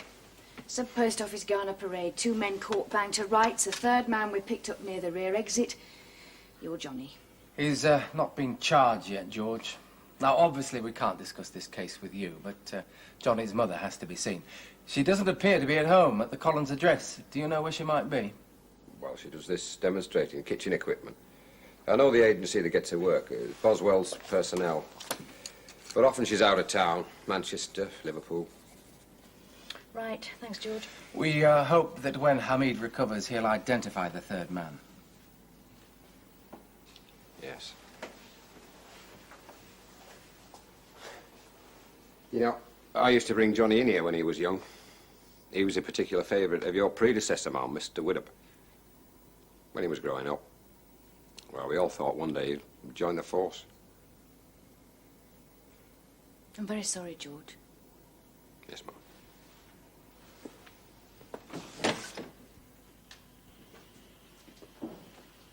George! Where will you be for the next few hours? Well, I thought I'd go round and wait at my sister's house. She ought to know as soon as possible. Right. Logan. Oh, right, Gallagher. Yes, we'll come straight away. Hamid is conscious. Right.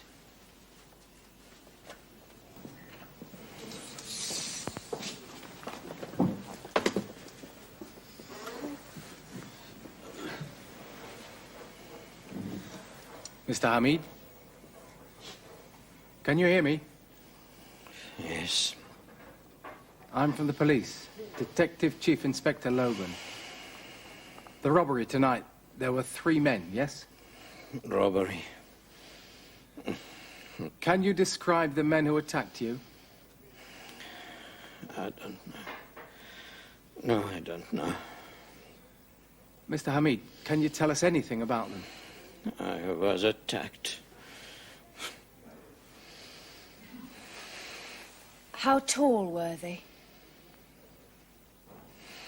Can you give some idea of their ages? Oh, I don't know. You must try to remember. No light. I see nothing. Torches shining in my eyes. I see nothing. I'm so sorry. You're absolutely sure? I cannot describe them. I'm so sorry. I think you really must rest now. All right, Doctor.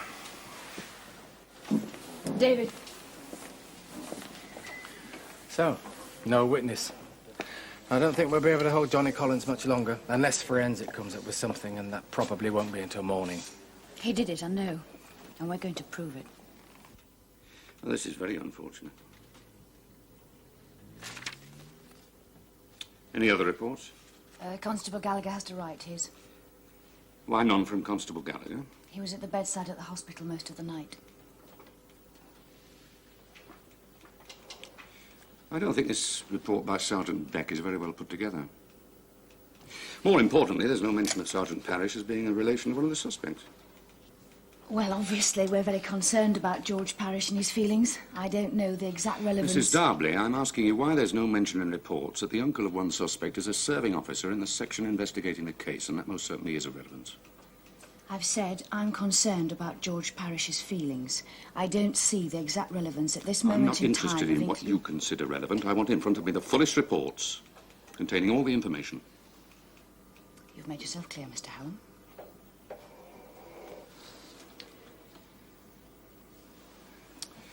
I believe I've reached the point, Mrs. Darbley, where I can no longer tolerate your appalling attitude. May I make an observation, sir? I am making the observations. Perhaps mine first, sir. They are relevant to your criticisms. I've heard that there's a place going on the junior command course, and I've been told that if I chose to apply, I will get it.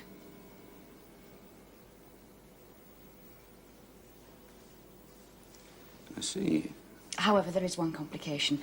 My husband's not yet convinced about an absence in Bramshill for 6 months. He feels that if I were to take the course, I might well be posted away from Hartley after it's over.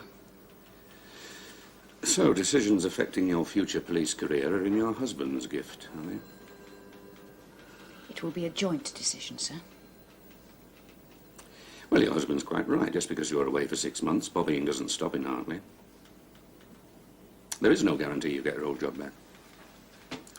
And I think you'd be best moved to divisional headquarters as patrol inspector on shifts or something. Normally, I'm not that keen on these courses. Intellectual approach, left-wing academics. But in your case, I think a change of routine might aid a shake-up in attitude and established practices. Yes, I think you should go on this course, Mrs. Darby. I somehow thought you'd think that, Mr. Hallam. Right. Get Sergeant Beck to rewrite his report, noting Sergeant Parrish's relation to one of the suspects, will you? I shall pass on the suggestion to Mr. Logan. It was not a suggestion. And I'll be in Welling for the rest of the day and tomorrow morning. Keep me posted up to the minute on further developments on this case, will you? Yes, sir. And as soon as he's made up his mind, perhaps you'll advise me as to your husband's decision on Bramshill. You'll be the first to know, Mr. Hallam.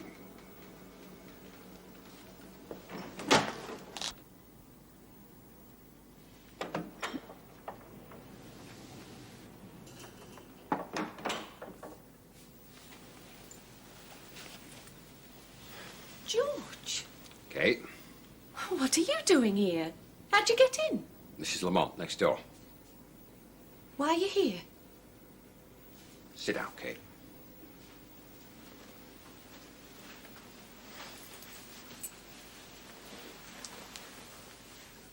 I'm afraid I've got some very bad news.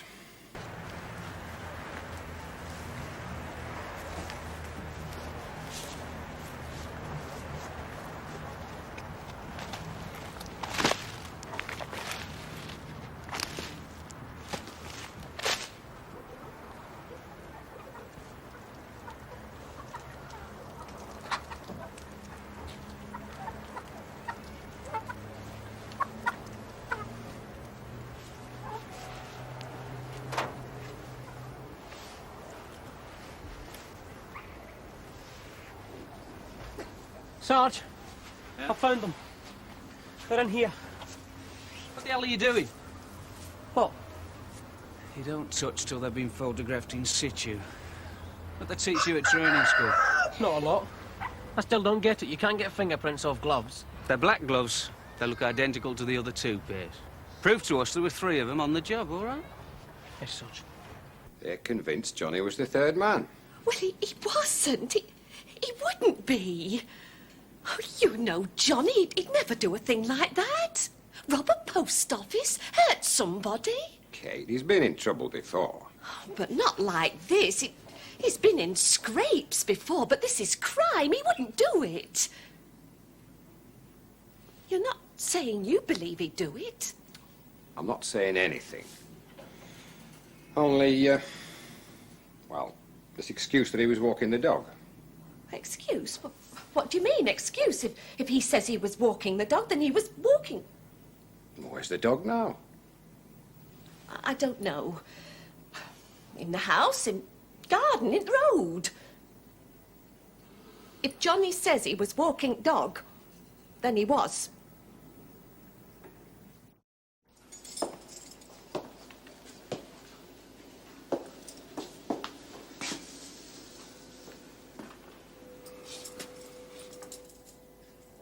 Hey, you. What? I want a glass of water. I've had nothing for hours. I'm asking for nothing more than water. I'll see what I can do.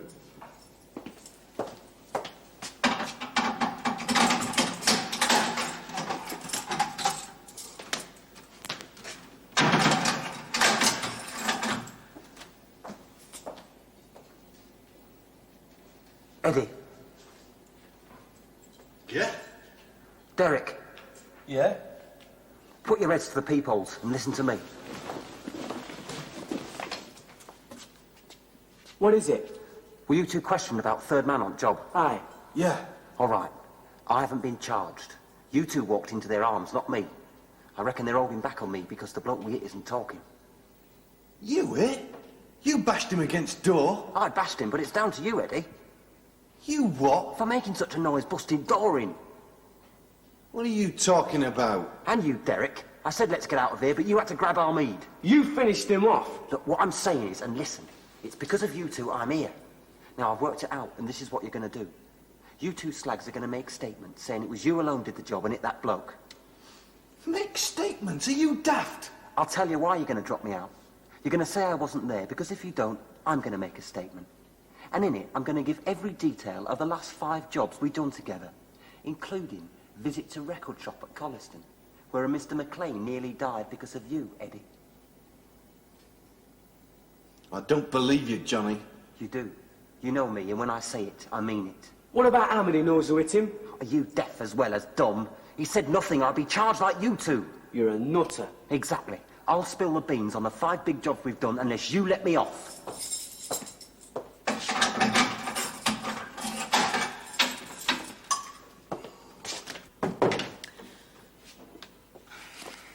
They've made statements. Sergeant Duckworth took them. Datches and Spender both signed statements. That they attacked Mr. Hamid, that they're not prepared to say if there was a third man, but that Johnny Collins definitely wasn't with them. I don't believe it. Neither do I.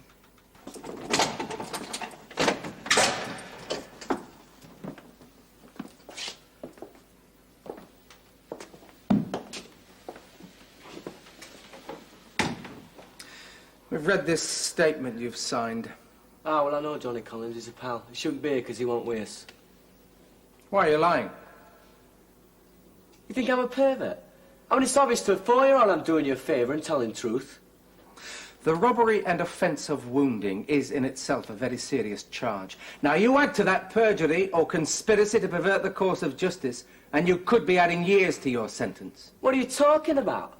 We know that you and Spender were there. Johnny Collins was with you. Rubbish! Why have you decided to lie and let Johnny Collins off the hook? What the hell do you want? Don't you want a result? Isn't it enough I've admitted my part? You seem to be forgetting Mr. Hamid. We told you about him. We give him a push. He fell against the door and banged his head. All right, Derek Datches.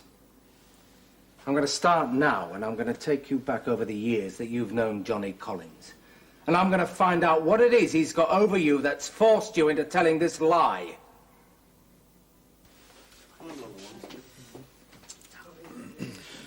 Well, I'm very sorry for you, George, and for your sister. Oh, I don't know. Now it's happened, it seems like a kind of anticlimax.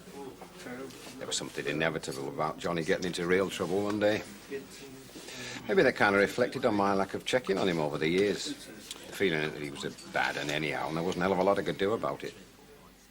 How's your sister reacted? No, not sensibly. Johnny's innocent. She don't want to hear or tell. Can you tell me one thing, Joe? Was that his total statement, that he was taking the dog for a walk and it ran away? Nothing else about the dog? Just that it ran away.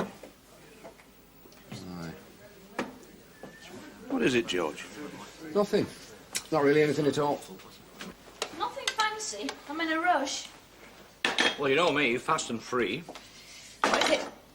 Irish stew. Irish stew in the name of the law. Homemade? A genuine article. There's a whole Irishman in here, you know.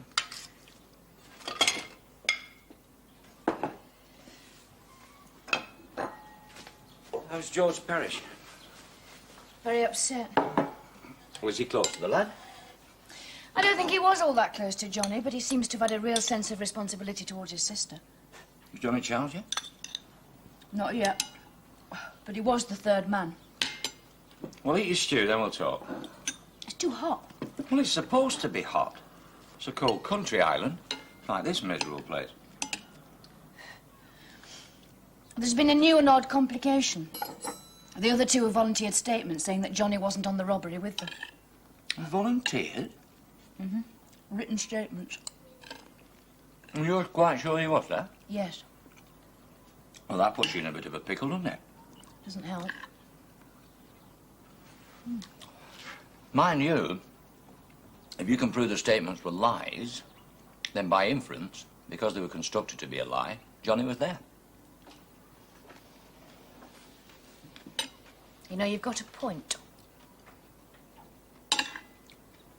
And I'm sorry, but your lovely stew is still too hot, and I could be working on this case. I have to go.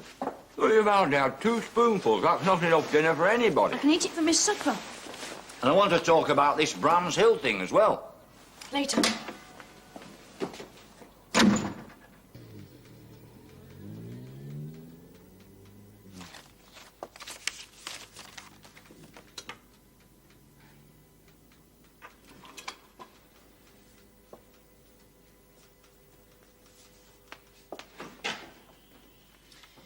Joseph? Yes, ma'am. Mr. Logan? Gone on from lunch to headquarters, ma'am. Sergeant Duckworth? Off to check collator's records for any sightings of those 3 together. I'm off to the cells, Joseph. Right, ma'am.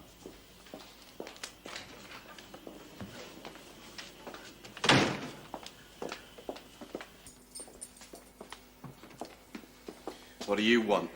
I want to talk to you about this statement you volunteered. It was me conscience, miss. I couldn't let Johnny Collins go down for something he didn't do. Decent in English, what? Is that funny? This is a very serious charge you're on. Do you understand that? Oh, yeah, I know that. There's not a lot I can do about it, is there? You could tell the truth. Well, I've done that. Look, you've caught me in dages and I've denied nothing. There was a 3rd man on the job.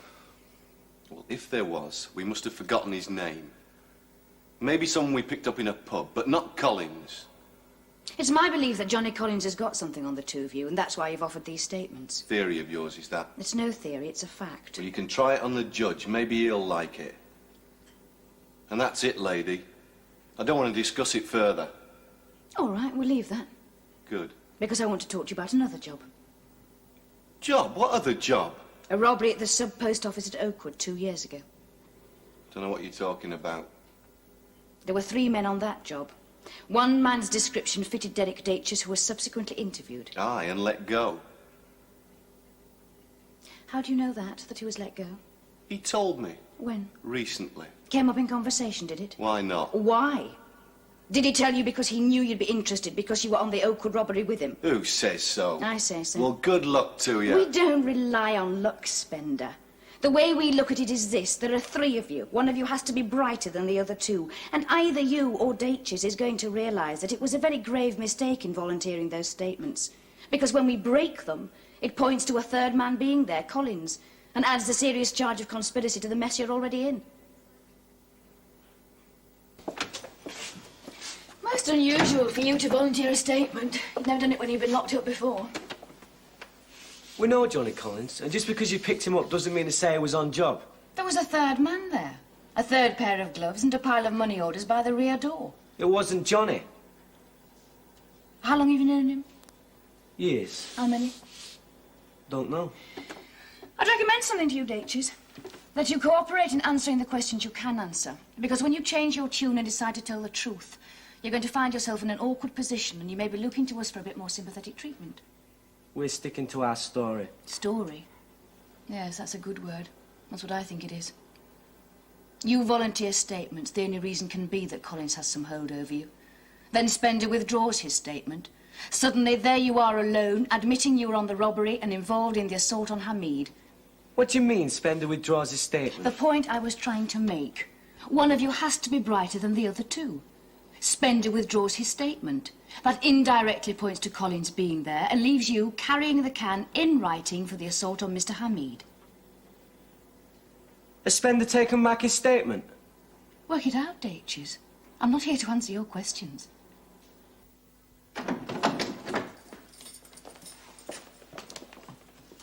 I'd like to give you a small demonstration, Spender, of how we're not complete ogres and how we're prepared to give you a chance. What do you mean? Let's put it this way.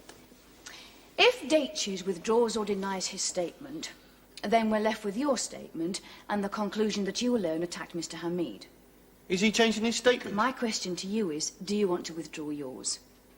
Has he pulled his statement? Look, Datches retracts his statement. You understand the position it leaves you in? You and you alone involved in the assault on Hamid. Now, is that what you want to go to court with? That you alone assaulted Mr. Hamid? He wouldn't do it. Don't you realise what's happening? They pulled quite a stunt, haven't they? Got you to volunteer your guilt and leave both of them out of it. Quite a fast one. And all based on the fact that they know you're not too bright. Is that what those mugs are doing? Are they getting together? I'm talking to you. You've got to learn to look after yourself, Spender. Datches withdraws his statement and leaves you to go to court and say that you alone attacked Hamid. Think about it. I'll be back.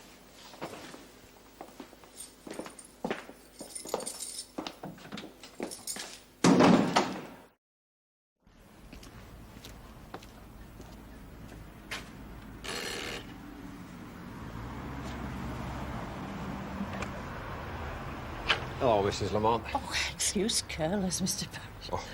Oh, just returning Kate's key. Oh, aye. Could I ask you a favour?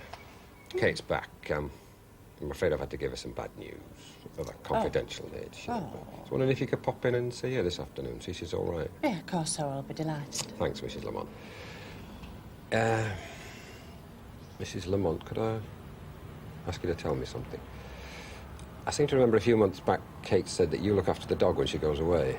Yes, we do. Do you know if Johnny took it for a walk last night? Johnny? Yes. No, Tim, he don't like dogs.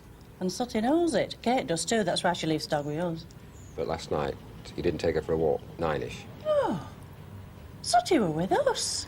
Curled up in front of fire all evening.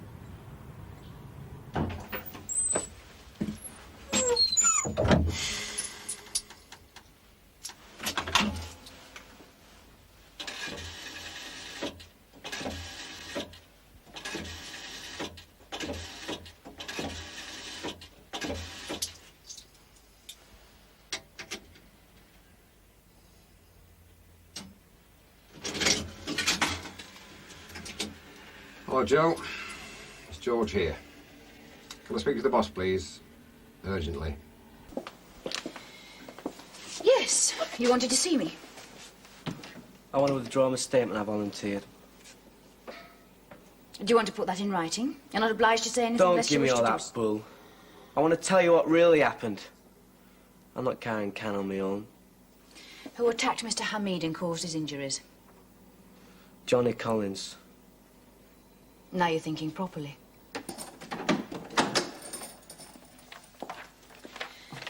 This is a copy of a statement made by Datches.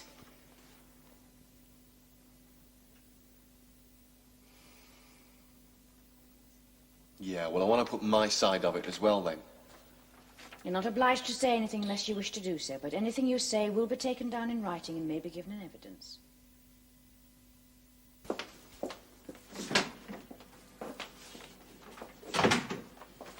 Would you read these? In addition, we know you didn't take your dog for a walk. It was at your neighbour's house all night. One to the Wallies, sir. Oh, come on, sir. I was the arresting officer. CID gets more than its fair share, and often through the arrests of my lads. Well, it looks like more than just this robbery, Jean. Descriptions of our 3 young thugs approximate descriptions on 2 other jobs. So we're beginning together some identification parades. I can't help thinking about George Parrish. Poor George and poor Mrs. Collins. We ought to see her and get a statement from Mrs. Lamont about the dog. Well, if you have no serious objection, Jean, I'll go now and talk to both of them. Certainly, sir. Oh, I'll join you, sir, if you have no serious objections. Look, I can't whip something else together, you know, Jean. There's a bit of a jar of March feel about it, having the same supper as dinner. You want the stew? Tasted great. You know, you always praise the highest those meals I've just chucked together in the pan. Never mind colouring in masterpieces. There's a moral in that. Is that supposed to be a witticism, dear? No, I don't think so. I don't feel very witty. Rather a depressing scene.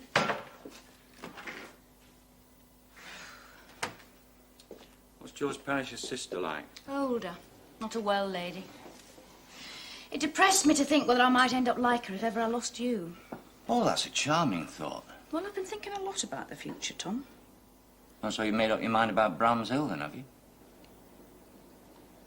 I want to go. Well, I bet you lose Hartley.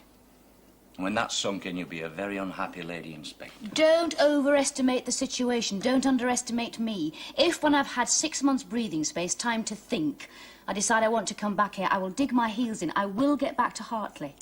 I never underestimate you, dear. Just agree with Helen, that's all. A mere woman like you should never have been given Hartley in the first place. Bound to lead to problems. You be serious. Well, I have thought about it. The only conclusion I can come to is if you want it enough, it's probably right. With the chief posted somewhere else, don't give me a lot of stick, will you? Right. Anyway, it'll give us an excuse for tonight. Excuse for what tonight? Well, I thought we might open a bottle of Bulgarian-type Beaujolais. While we're drinking it, we can decide whether we're celebrating or starting the process of drowning your sorrows to come. You can do the celebrating, I'll practice drowning. Right, dear, certainly, dear. Hey, we do share another major problem. We're completely out of booze. You'll have to go to the off-licence.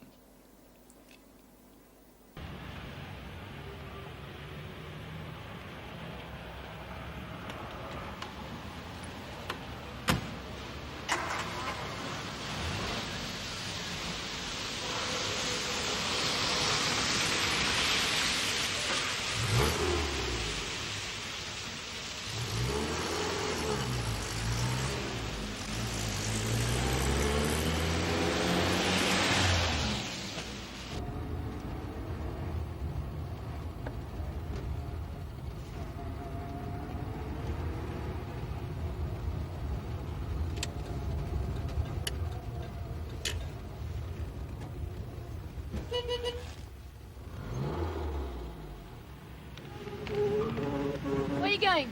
Just walking home, Mum. I'll give you a lift. I was wanting the fresh air, Mum. There's no shortage of fresh air in Hartley. I'll drive you. Thanks.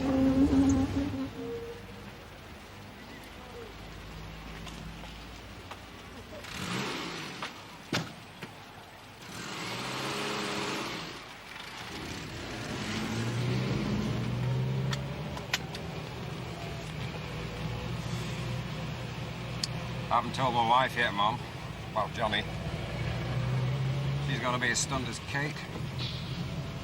I was just working out how I'll put it to her. She's been over at her mother's the last couple of days. The old lady's not well. Of course, she's upset about that. And now this. You and me both, George. What's that, Mum? We both have our problems. How's that? There's a place going on the junior command course. I'm going to apply for it. There's an excellent chance I'll get it. What does that mean, Mum? I may shortly be leaving Hartley for 6 months. I may not return as inspector. Well, that's a hell of a shame, Mum. If you don't come back, I mean, we'll really miss you.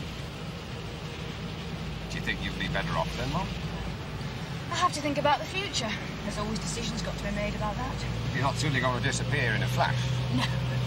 Ah, we'd be worried about that. I mean, we'll want to organise a proper farewell do. Maybe several. We'll all want to buy you drinks, so you'll owe us quite a few rounds. And that way your conscience will bring you back. I shall miss you all, and Hartley. But that's positive, because if they do decide to try and post me somewhere else and I decide I want to come back here, you lot and this town will be one hell of an incentive to put up a fight to get back. Hey, George? Yes, Mum.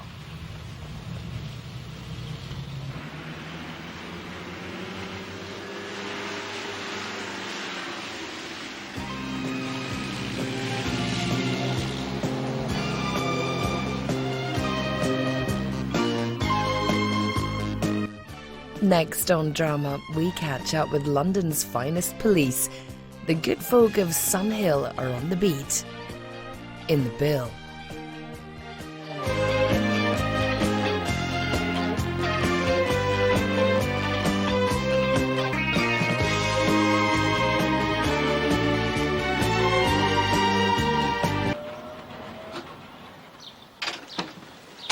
Morning, Mrs. Darbley. Morning, Stan. Any extra today? No, just the usual, thanks. And how was Dover? Nice town, Dover, eh? We stay there most years on the way through the continent. How did you know I'd been in Dover? Ah, people like to chat. Your husband enjoying it down there, is he? No wonder burglars are on the up. Aye, bye, they are too. I'll take them. Oh. Yeah. Did you hear about the couple 6 doors up? Got back from the holidays on Saturday. They've been done. Oh, of course. You'll know about that, won't you? Sign of the times, I suppose. Lots of desperate people about nowadays.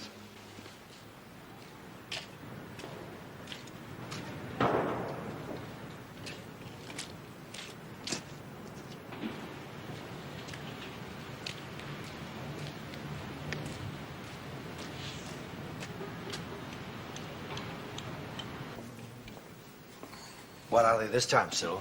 Oh, working office hours now, are we? Yeah, the kids are off school. We slept in. You can be replaced, you know. We have the technology. Is there a load sheet, then? You what? Well, supposing I'm stopped. You won't be. I was talking to a couple of fellas last night. I reckon the vehicle examiners were concentrating on this area. Cobblers. That's a big help. Tell you what, Pat. If the boys in blue pull you over, swallow your cyanide pill, then hit the self-destruct button and take as many of them with you as you can. You know what you can get for fly tipping, don't you? Not fly tipping, Patrick. Free enterprise waste disposal. And what you can get is enough money to keep us heads above water. Aye. This week. Now, you want a lifetime career, get yourself down the jobs centre. Any special instructions? Just find yourself a nice, quiet hole somewhere and dump them. You've done it before. What's the problem? I don't like the look of this lot. Oh, I see. Well, next time anyone offers us a cash job, I'll insist on prettier drums, all right?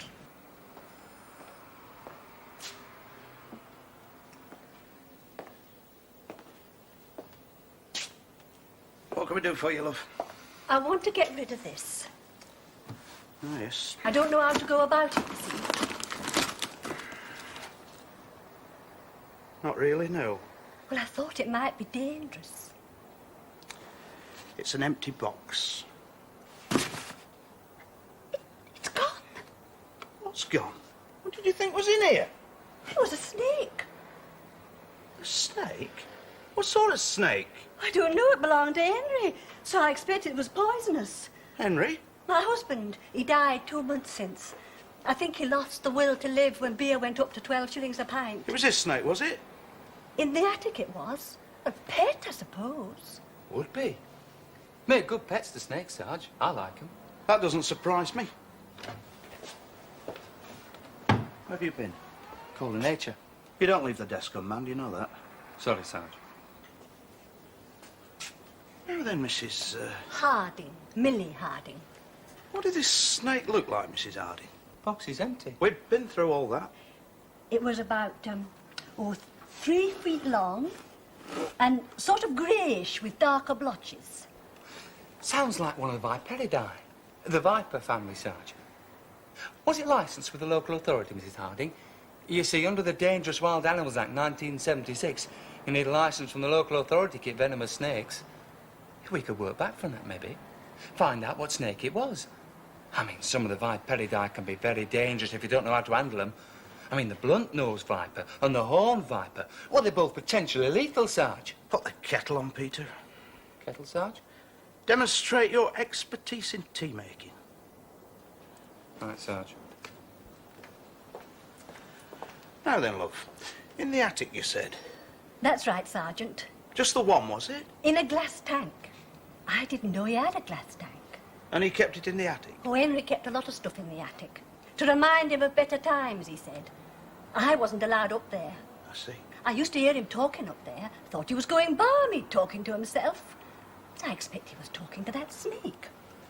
You're just now sorting out, I suppose. I want to do it all properly. I've hired a rubbish skip, and they'll take it away and dump it when I've finished. But I couldn't dump the snake, though. Well, not if it was poisonous.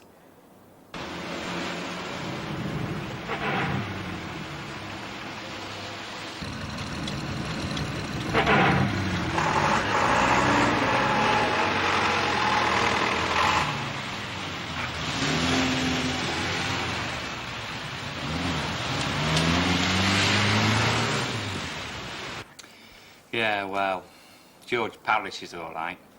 Beck's a miserable pillock. I wouldn't say that exactly. No, don't suppose you would. He likes you. Don't think he likes anybody very much, does he? He hates me, that's for sure. Do you reckon? I don't reckon, I know. What's funny about that? I never could stand no-holes, George, and it doesn't matter what it is, he knows. You sure you handled it right? How do you mean? Poisonous snake on the loose. We've no proof there was a snake of any sort, let alone a poisonous one. Might have been worth a word to the council. Oh, come on. Report a little old lady grief-stricken on the death of her husband? It's not on, is it? Extra paperwork, too. Yes, there is that. Besides, maybe our resident genius will go looking for it and get bitten somewhere vital, like his mouth. He's not as bad as all that. Not really. Yes, he is.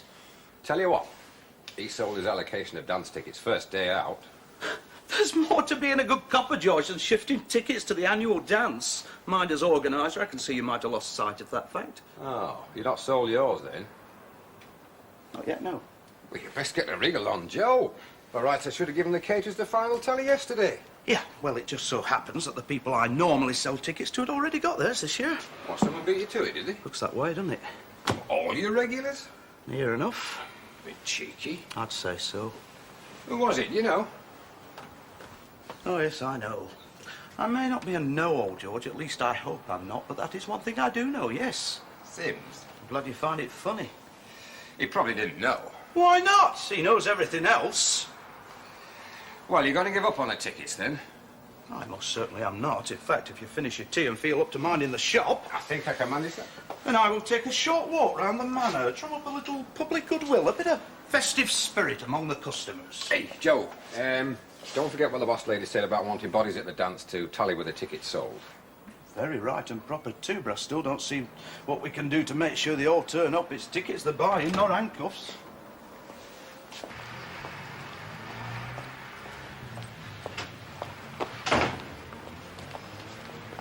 Morning, Joseph. Morning, ma'am. Go out. Oh, a bit of a walk round, I thought. Show me face in the community. That is, unless you want, No, you carry on. We'll have a talk when you get back. Hi, ma'am.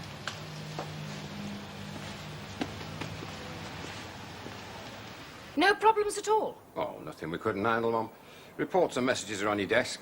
You didn't need to call Inspector Buxton in, then? No. I don't know whether to be pleased or not. Sounds suspiciously as though you can do without me. Well, it was only 4 days. Particularly uneventful ones, seemingly. Well, there were a couple more of the holiday break-ins reported. 2 more. That makes... That's 12 over the period. Be seeing Mr. Logan soon, I shouldn't wonder. Yeah, pardon me, ma'am. Mr. Logan did phone. Said he'd be over later today. There's a message on your pad. Ah, some excitement then, Peter. Quite a lot, really, ma'am. We even had a snake brought in. A snake? Escaped before we got a look at it.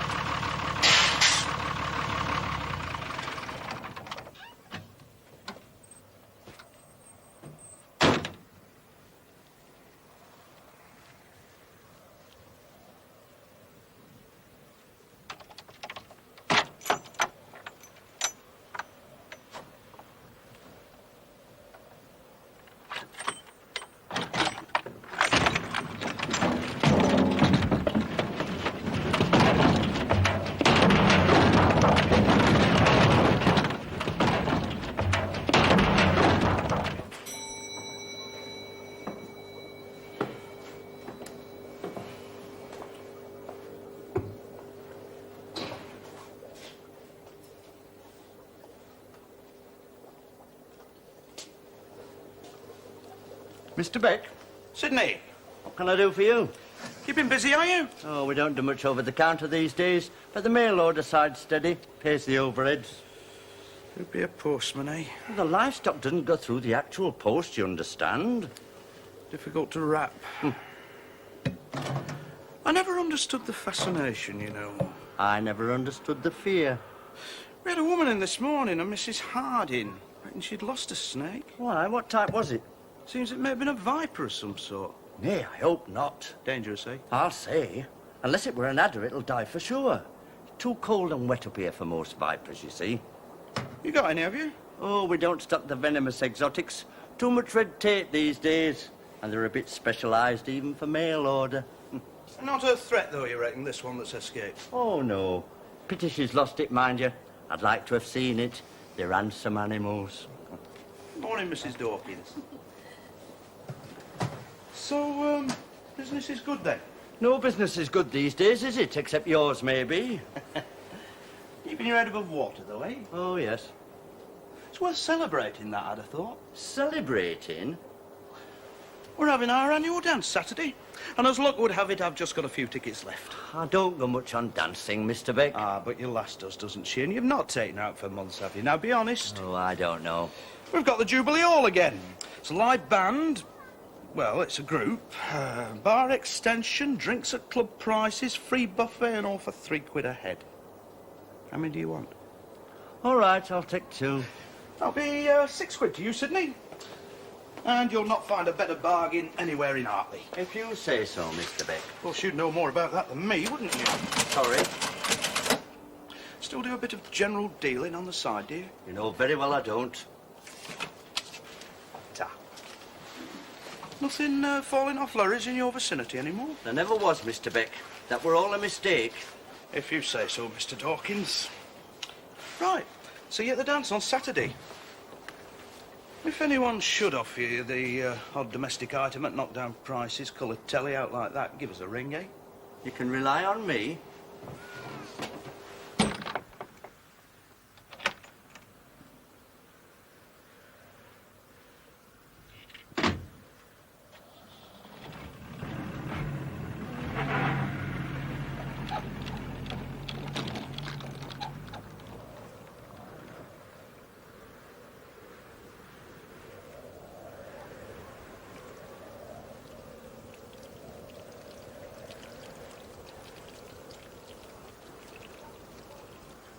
With respect, Mum, I think you're being a bit unfair. Am I? Well, you're assuming that if Sims hadn't blurted it out, you wouldn't have been told. Given the careless approach to the whole thing, that seems a reasonable assumption. Well, doesn't it? Sorry, I can see I'm interrupting. I'll come back when you've finished. No, it's all right, sir. We've finished now. Thank you, Sergeant. Oh. I shall want to see Sergeant Beck as soon as he comes in. Yes, Mum. George? Trouble? Nothing important. None of my business, right? Just reminding them who's boss, really. Well, that's never a bad thing, Jean. I always feel like it shouldn't be necessary, that somehow I must have got it wrong. One of the best bosses I ever worked for said you can be liked or you can be boss, but you can't be both. Oh, Charlie Gordon. Retired now, of course. Don't suppose you ever met him, did you? No. I heard he was good, though. Oh, he was. You obviously liked him a lot. Oh, yeah. I walked right into that one with my eyes open, didn't I? You realise that's a piece of homespun philosophy I'll not be able to use again, Jean? Well, not on me, anyway. You're a hard woman, Jean. Now then, about these holiday break-ins.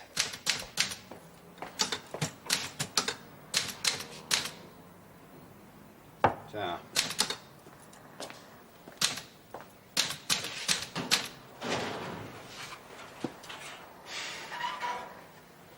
Did you never have a grandfather, Sims?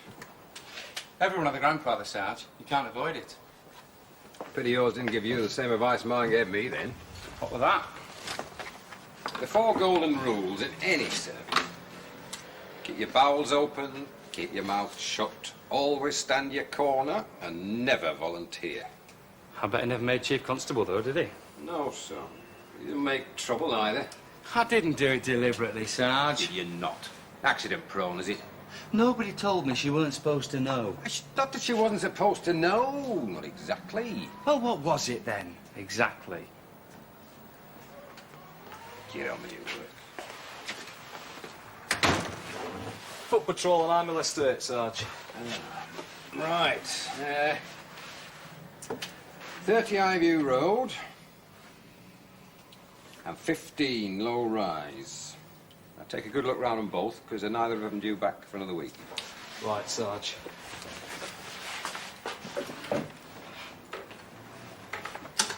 You know, the striking thing about these break-ins is that the householders, without exception, did everything right, everything they should have done.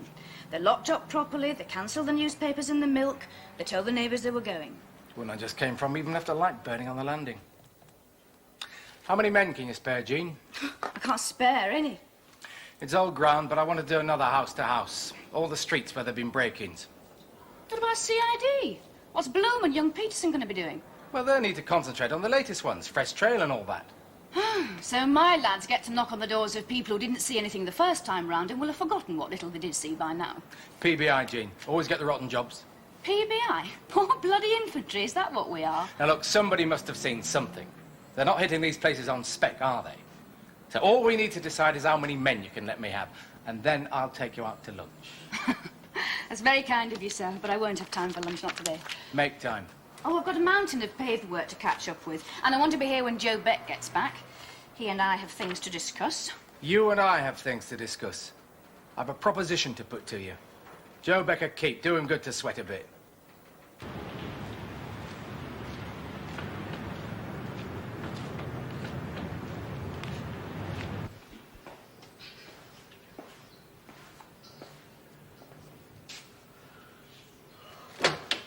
Now then, Cyril. Oh, hello, Joe. What brings you way over here? I've come to make you an offer you can't refuse. Last bloke said that to me was a tax inspector. You've got to earn it to pay it, Cyril. You try telling them that. What you need is a night out. Cheer yourself up. I expect Pat Garfield's out grafting, is he? Unlike some. What do you want with Pat? Oh, I'll catch up with him before Saturday. Don't worry, Cyril. I won't ask you to pay for his tickets. I know you too well for that. You can get to know people and places too well, you know. Not in this job, surely. You begin to see what you expect to see and not what's actually there. It's a point of view. Sorry. That wasn't intended to be a pun. You know, your Tom's a lucky man. My wife wouldn't cross the street to see me, even when we were together. That's for driving halfway across the country. Seemed a good idea at the time. Wasn't it? There are times when we don't seem to have as much in common as we did. Maybe coppers shouldn't get wed. Maybe it should be a condition of joining the job. Wouldn't do a lot for recruitment. Not the right sort, anyway. Which brings me to what I wanted to talk to you about. Proposition, you said? But it's more a suggestion at this stage, Jean. It's something I want you to think about. I'm up for promotion, Jean. It hasn't been confirmed yet, but it will be. Congratulations. Not before time? Well, yeah, it's a little bit before time, as it turns out. Now, the thing is, I'm going to lead an investigation into accusations of large-scale corruption. Where? It's another force. Now, obviously, when the time comes, I shall want to put together the best team I can, people I can trust. Are you interested? Me? Doesn't sound like a job for uniform. But it's not. You'd be transferred. Just like that? Oh, yes, I think it can be arranged. It's not a nice job. It's likely to be difficult and dirty. But there's advancement in it, Jean. A whole new slant on the saying, where there's muck, there's brat. Yeah. I appreciate the offer, Jim. It's not an offer yet, Jean, and when it is, don't appreciate it, take it. You've been in Hartley too long. I haven't been here that long. Yes, you have. Going to Bramshill changed the rules for you. There's expectations now. Just average isn't good enough. Not only PBI, but just average PBI at that. What else can you be in Hartley? You've everything you need to become the high flyer you'd expected to be. Everything except the opportunity. That's right. You need room to fly, Jean.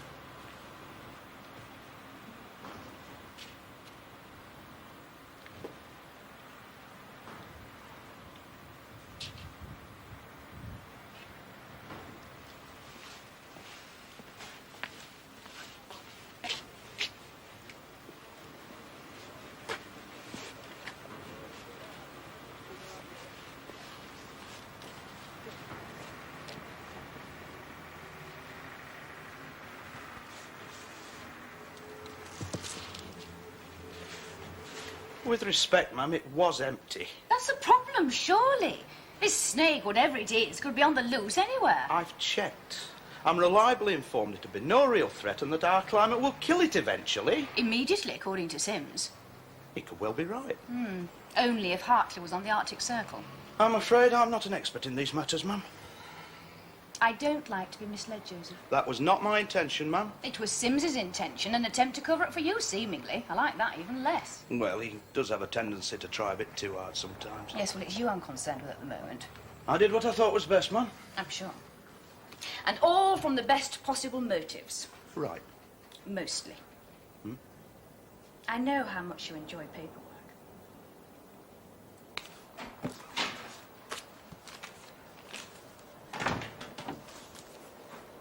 Well, no more than you deserve.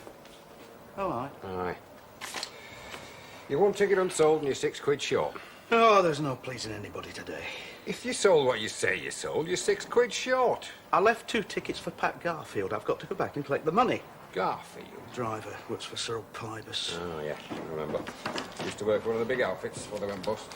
Mr. Logan, could I have a word, sir? Well, yes, of course, Joe.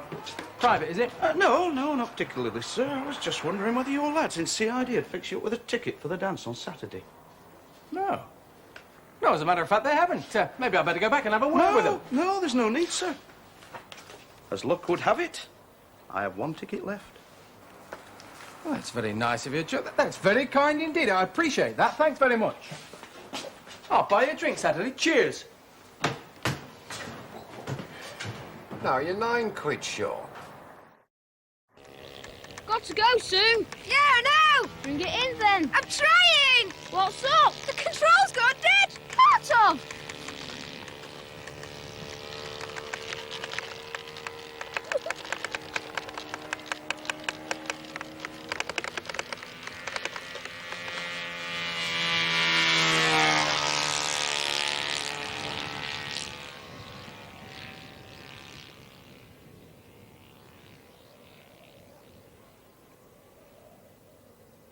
Your dad will kill us. Don't worry, we'll find it. Have to get a shift on, though. Don't you understand? He's coming back for the money. I'll take out a 3rd mortgage. Don't worry, I'll raise it somehow. Be serious, will you? We can't have a copper hanging about while we've got those drums out there. While you've got them drums out there, Cyril, I just work here. I want him moved. Now, Pat. Why didn't you just give him the money? It would have made him suspicious. You know what Joe Beck's like. You should have risked it. It's going to take me 2 more trips to get rid of what's on that trailer out there. You can make at least 1 more trip today. Not in that clapped-out old wreck, I can't. Look, Cyril, I found a place on the old track over by Coulden Top where I can dump the old lot. But there's no way I'm going to dump it in the dark. A few quid extra? No way. All right. We can load it up today and you can make a run first thing tomorrow. Fair enough. I don't suppose there's any chance of getting Ricky in to look at gearbox meanwhile? Not a lot. It's knackered. Aren't we all? Don't worry, we'll come back up tomorrow. It's here somewhere.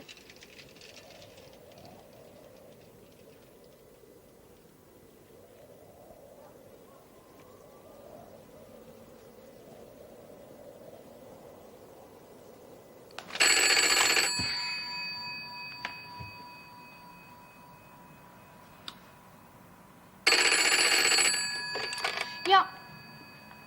My husband. Yes, put him through. Yes, Tom. Well, what sort of a greeting did you expect?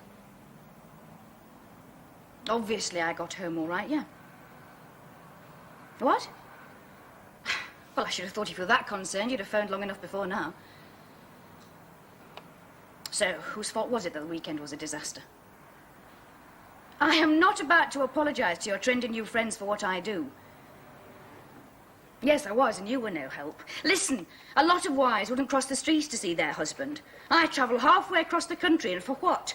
If your friends despise the police so much, tell them next time they're in real trouble to try phoning a Guardian leader writer. I didn't say it at the time, because I hadn't thought of it at the time. Well, Yes. Actually, I do feel a lot better for it. The reason you're phoning, I thought you phoned to apologise. Yes, the dance is this Saturday, yes.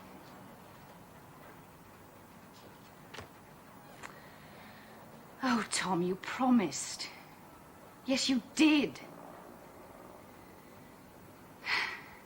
Oh, I don't care. I'm not interested in your lousy excuses. Do what you want to. Yes, do that. Good night.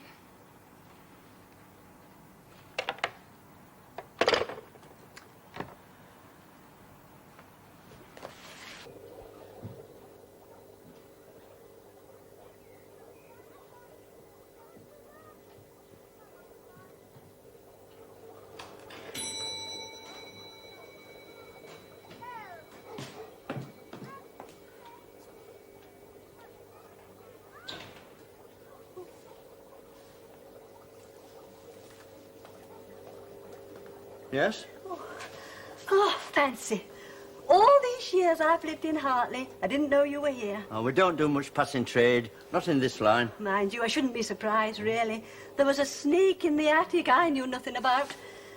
I was wondering if you'd like to buy this. Oh, I don't normally deal in second-hand equipment, love. I lost the snake. In the attic? No, in the police station. I used to think it was the police station. You're Mrs. Harding. That's right. This looks like one of my eaters. But I didn't sell it to you, did I? Oh, to my late husband, I expect. What was his name, if you don't mind me asking? Harding? Well, it would be Mrs. Harding, wouldn't it? Oh, yes, I see. Henry was his name. A small man? Even smaller than he looked. A tinsel moustache? That's him. It wasn't a viper that he kept. Wasn't it? No, it was a different sort of snake altogether. They're not hard to tell apart. The colours are entirely different, you see. Yes, well, thank you for reporting it, sir. We'll get somebody round there. Sims. Sarge? Job for you. 30 Highview Road. Neighbour thinks there may have been a break-in. Another holiday break-in? It's marvellous, isn't it? Got up for a pee in the early hours, thought he saw a light, wasn't sure, so he didn't report it. Goes around this morning for a look and finds there's a window broken. Go and check it. 30 Highview Road. On my way, Sarge. Peter. Pop in the newsagents on your way around and get me an ounce of baccy I forgot this morning. And you better get some of them nasty little sweets you like as well. Oh, thank you, Sarge. And don't take all day about it. Hartley Police. An accident, yes, sir. Where are you ringing from? Mm-hmm. And what's the number, sir? Can you tell me how many vehicles are involved?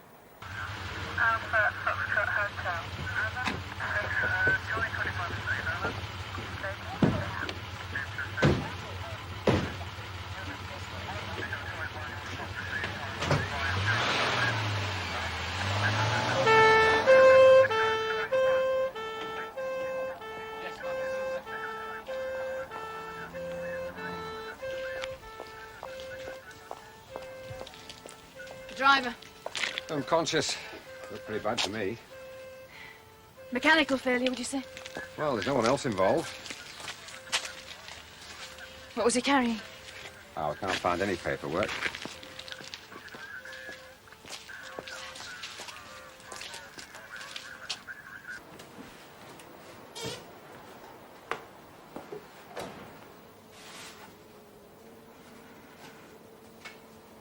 Morning, Sergeant.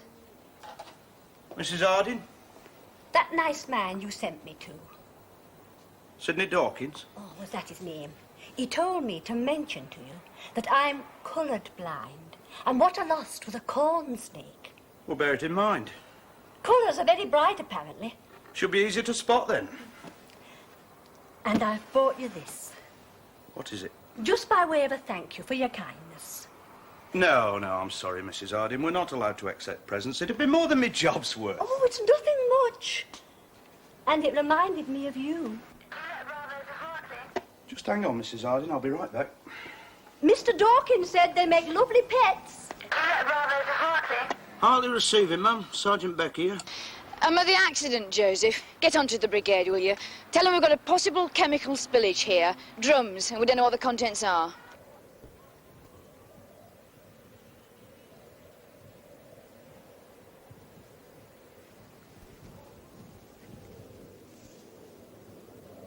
Poison? Apparently those drums contain enough toxic material of one sort or another to kill half the valley. Surely not. If just one of those drums had split, there could have been a major incident, lives at risk. Well, we had no idea what was in them. And cared even less. I'm sorry you think that. You do admit that your driver was on his way to dump them. I admit nothing of the kind. So where was he going? What did he say? I'm asking you. I'm not sure that I want to answer. You are joking, Mr. Pybus. All right, he was bringing them here. When I had a full load on that trailer out there, I was going to arrange to have them dumped on a properly licensed site. Where exactly? I've still got to arrange that, haven't I? And pay? Nothing's for nothing. When the accident happened, your driver was heading out of town. Why was that? Roundabout route.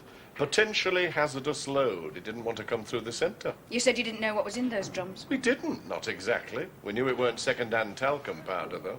You realise you have contravened a number of regulations. Not intentionally, Inspector. Whose drums are they? Originally, I haven't the foggiest. I think we'll continue this conversation down at the station. I mean it, Inspector. I don't know.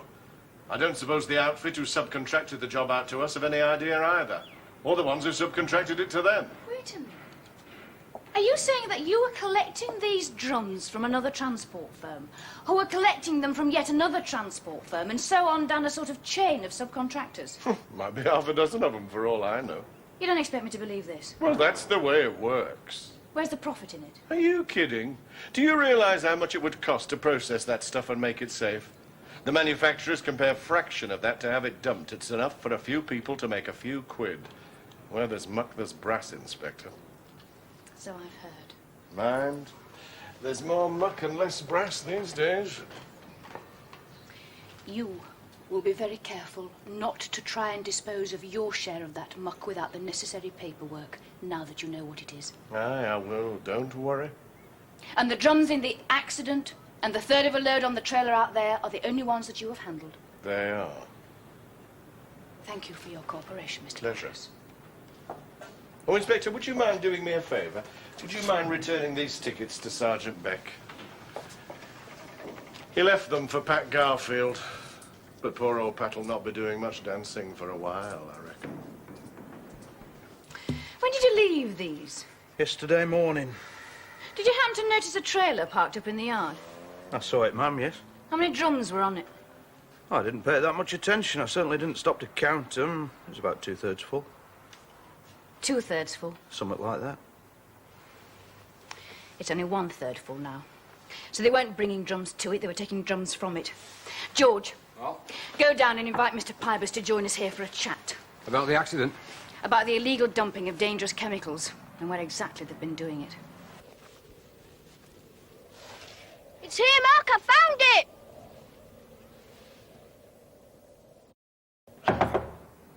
Yeah? You want to see me, ma'am? Yes, Martin, I did. The latest holiday break-in. You checked 30 Highview Road yesterday, didn't you? Yes, ma'am.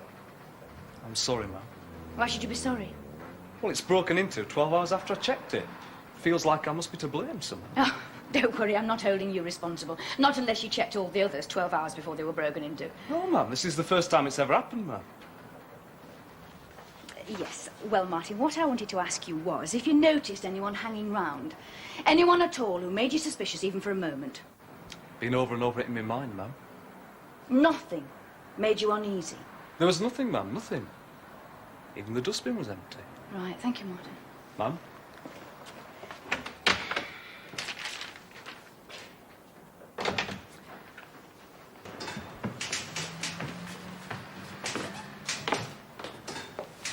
What's going on, Joe?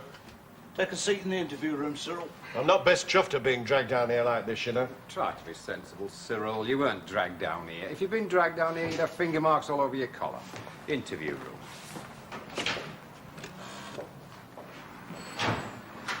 Cyril Pybus is here, ma'am. Right, ma'am. Let him sweat for a bit. Wonder Woman strikes again. Tell you what, She'll only need to solve the holiday break-ins. He'll have to make a chief constable, I reckon. I tell you what, it's lucky he's paid for his dance tickets. Hey, talking of which, you haven't given me the other two back yet. I'm going to sell them, George. Oh, come on, Joe. I don't want to be balancing the books on the night, do I? What's a couple of tickets unsold? It's a matter of pride, George. A man's got to sell what a man's got to sell. Exactly. Joseph, this list of break-ins from the collator. Two things aren't on here. All the houses burgled were empty for at least 2 weeks, but there's no attempt here to say in which of those weeks the break-ins occurred. Find out what CID's best guess is, will you? And the other thing, Mum? Yes, I want to know when the dustbins were emptied in the streets concerned and which crew did which. Right.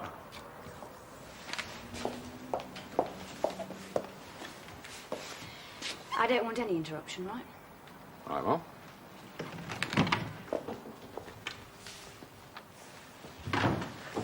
She gonna beat him up, do you reckon? Sit down, please.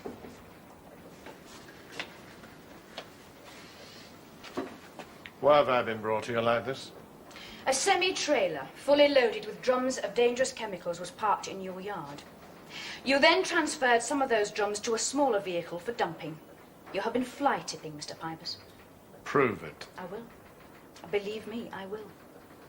In the meantime, a third of the drums that came in on that semi-trailer are missing. It's hardly worth the trouble, you know. And even if you could prove it, it's just a fine. Don't count on it. What exactly does that mean? Unless you tell me where those drums are, you are going to find yourself the centre of a lot of attention. Everyone, from vehicle inspectors to traffic wardens, health and safety, customs and excise, tax, I'll stir them all up. And that's quite apart from the daily, routine visits by my beat bobbies and the occasional attention from CID. You can't threaten me like that. I'm not threatening you. Yes, you are. Prove it.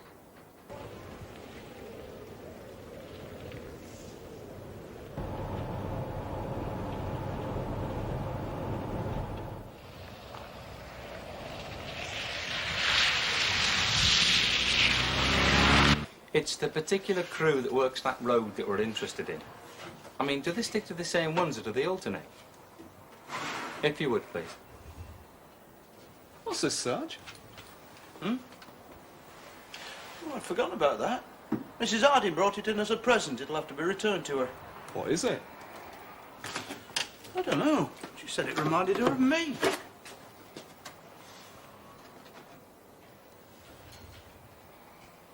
Sarge? Sarge, will you come here a minute, please? Hello? Hello?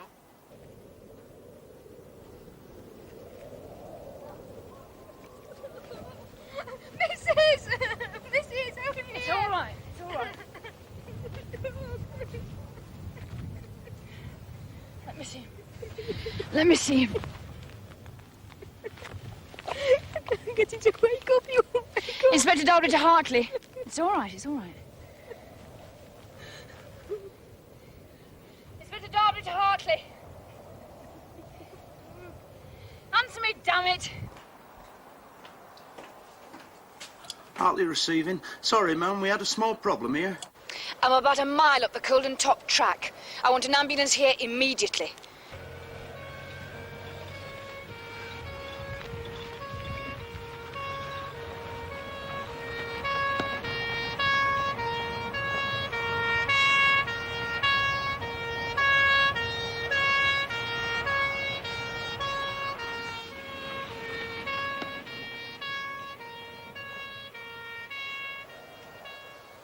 You all right, are you, ma'am?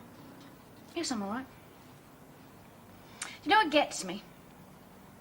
What gets me is that Pybus will get off scot-free. And all the other profit takers. Right down to the source of that poisonous filth. Local authority, DOE, they'll bring prosecution, surely. Maybe. If they can find the right regulation and make it stick. If they can be bothered for the sake of a few paltry fines. If anybody cares. Well, one way and another, Pybus will go broke. That's something. No, it's not. It's nothing at all, Joseph. Not in comparison, maybe, but... I never want to have to do that again. Whatever. No one should have to tell someone that their son is dead. She just looked at me. And everything in her face just... You saved the other boy. I mean, if you hadn't got there when you did. I reckon we'll make another cup of tea, shall we, George? Yeah, good idea. Take about 10 or 15 minutes to mash them.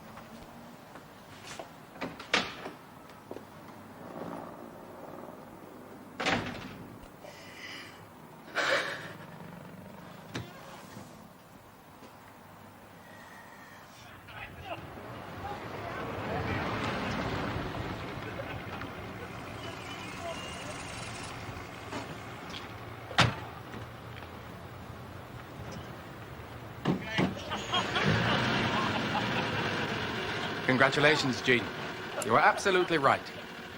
He emptied the bins 1 week, and if any of them were still empty when he came back the following week, he knew the place was safe to burgle. A house with people generates muck. No muck. No people. That's right. And he's got off the lot, has he? Oh, yes.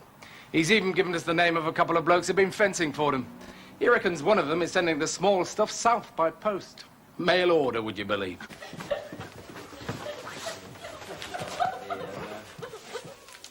But I'm supposed to be going to the dance tonight. Sergeant Beck invited me himself. Hey, time's getting on. Shall we go? I mean, I do get to escort you to the dance, do I? Oh, I'd be delighted, but, But what? I understood Tom couldn't make it. No, that's right, he can't. Well, then you need an escort into the hall. Well, that's just it. I'm afraid I'm spoken for. Oh, I see. Take myself off, then. I'll save you a dance. Well, that's the least you can do, especially since you're coming to work for me. And you are. It's too good an opportunity to miss. And a natural thief take it, Jean.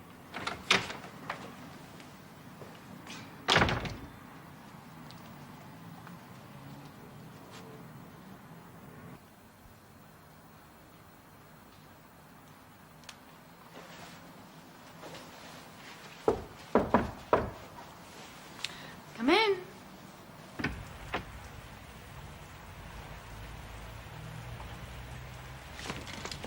I hope everyone you sold tickets to will be there tonight.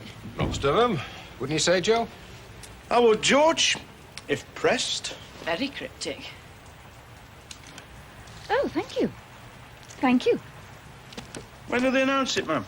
Announce what? Your promotion to Chief Constable.